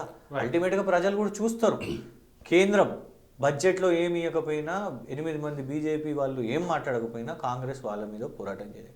ఇవాళ వరకు కూడా రేవంత్ రెడ్డి గారు, నరేంద్ర మోదీ గారు దిష్టిబొమ్మను కానివ్వండి, కనీసం బీజేపీ మీద పోరాటం చేయలేదు. కానీ కేసీఆర్ గారు ఇంకేం నిరూపించాలండి? బీజేపీ మీద ఎన్నోసార్లు దండయాత్ర చేసినాం, సేమ్ థింగ్ కాంగ్రెస్ మీద కూడా చేస్తున్నాం. సో డెఫినెట్గా అల్టిమేట్గా తెలంగాణ అనే అస్తిత్వం ఉండాలి అని అన్నప్పుడు ఖచ్చితంగా బీఆర్ఎస్ వైపు ప్రజలు చూస్తారు. అండ్ దాన్ని మేము ఇవాళ కూడా ఫుల్ఫిల్ చేస్తాం. మేము తొందరలో లేము, మేము హరీలో లేము, కానీ మేము ప్రజల కోసం ఉన్నాం. ప్రజలకు ఎప్పుడైనా కూడా ఒక ఇల్లు కూల్చిపోయే వాళ్ళైనా, లేకుంటే ఎవరి మీదైనా లాఠీ పడ్డా కూడా, ఎవరి మీదైనా అక్రమ కేసులైనా కూడా, ఎవరి మీదైనా అసభ్యకరంగా ప్రవర్తించినా కూడా గుర్తుపెట్టుకోండి, ఈ కాంగ్రెస్ని, కాంగ్రెస్ పోలీసులను, కాంగ్రెస్ గుండాలను ఎదుర్కోవడానికి మీతో పాటు నిలబడడానికి ఒక అండ ఉన్నది. ఆ అండ పేరే Telangana Bhavan BRS party office. Right. ఇప్పుడు రానున్నటువంటి మరికొద్ది రోజుల్లో రానున్నటువంటి స్థానిక సంస్థల ఎన్నికలు కానీ, ఇటు జిహెచ్ఎంసీ పరిధిలో ఉన్నటువంటి మున్సిపాలిటీ ఎన్నికల్లో కానీ మీ బీఆర్ఎస్ పార్టీ ఎలాంటి వ్యూహరచన చేయబోతా ఉంది, ఎలాంటి వ్యూహంతో ముందుకు పోబోతుంది? చాలా దూరం ఉందండి. ఇంకా వాళ్ళు వస్తారో ఏదో ఎలక్షన్స్కి వస్తారో లేదో మనకు తెలియదు. వారే చెప్తున్నారు, జెండా ఎత్తేస్తున్నారు, మాకు ఎలక్షన్స్ ముఖ్యం కాదు, ఇది అదని చెప్తున్నాడు ఆయన. ఎమ్మెల్సీ ఎలక్షన్స్లో, జిహెచ్ఎంసీ ఎలక్షన్స్ ఎప్పుడు పెడతాడో తెలియదు. మేము ప్రస్తుతం ఉన్నట్టు చెప్తున్నాం. మా ముందు వద్దన్న ఇమీడియట్ టార్గెట్స్ ఉన్నాయి. 7-8 నెలల గురించి ఆలోచించుడు కాదు, అసెంబ్లీ ఎలక్షన్స్ గురించి ఆలోచించుడు కాదు. ఈ రానున్న 2-3 నెలల ఎండాకాలంలో కాంగ్రెస్ ప్రభుత్వ పాలన ఎట్లుంటుంది అనేది మాకు భయం అవుతుంది. మోటార్లు కాలిపోవడం కానివ్వండి, కరెంట్ అంశాలు కానివ్వండి, నీళ్ళ అంశాలు కానివ్వండి, ఇప్పటివరకు రైతు భరోసా ఇవ్వలేదు కానివ్వండి. ప్రధానంగా మేము తీసుకున్న అజెండా ఇది. ఇవన్నిటితో పాటు ఎలక్షన్స్ వచ్చేటప్పుడు డెఫినెట్గా డీల్ చేస్తాం. కానీ అల్టిమేట్గా యాజ్ అన్ అపోజిషన్ పార్టీ మాకు పబ్లిక్ ఇష్యూస్, ఇంకోటి రేపు బడ్జెట్ కూడా రాబోతుంది, చూస్తున్నాం కదా, డాక్యుమెంట్లు దాచిపెడుతున్న పరిస్థితి. తెలంగాణ స్టేట్ స్టాటిస్టికల్ సర్వే, ఎందుకంటే కేసీఆర్ ప్రోగ్రెస్ మంచిగా ఉంది కాబట్టి దాన్ని దాపెట్టేసేయండి, రిలీజ్ చేసిన దాన్ని దాపెట్టేసేయండి. బడ్జెట్లో ఇలా చూస్తున్నాం, ఫస్ట్ టైం మన గవర్నమెంట్ రెవెన్యూ డౌన్, అన్ని రెవెన్యూస్ డౌన్. దానికోసం బీర్ల ధర పెంచే, ఇసుక ధర పెంచే, అన్ని ధరలు పెరుగుతున్నాయి. సో అల్టిమేట్గా ఆఖరికి నిన్న చూస్తున్న వార్త, హైదరాబాద్ జూ టికెట్ ధర కూడా పెరిగింది. సో అన్ని ధరలు పెంచి ప్రజల మీద భారం వేసే ప్రయత్నం చేస్తున్నారు. కాబట్టి అల్టిమేట్గా ఫస్ట్ మనం ఎన్నికల కంటే ముందు చేయాల్సింది పోరాటం. రైట్. థ్యాంక్ యూ క్రిషాంక్ గారు, తొలి వెలుగు స్టూడియోకి వచ్చి ఈ ఇంటర్వ్యూలో పాల్గొన్నందుకు. Thank you very much. మరొక ఇంటర్వ్యూలో మళ్ళీ కలుద్దాం. విజయ్, తొలి వెలుగు చూస్తూనే ఉండండి. ప్రపంచంలో ఏ మూల ఏ క్షణం ఏం జరుగుతుందో వేగంగా తెలుసుకోవడానికి తొలి వెలుగు వాట్సాప్ ఛానల్ని ఫాలో చేయండి.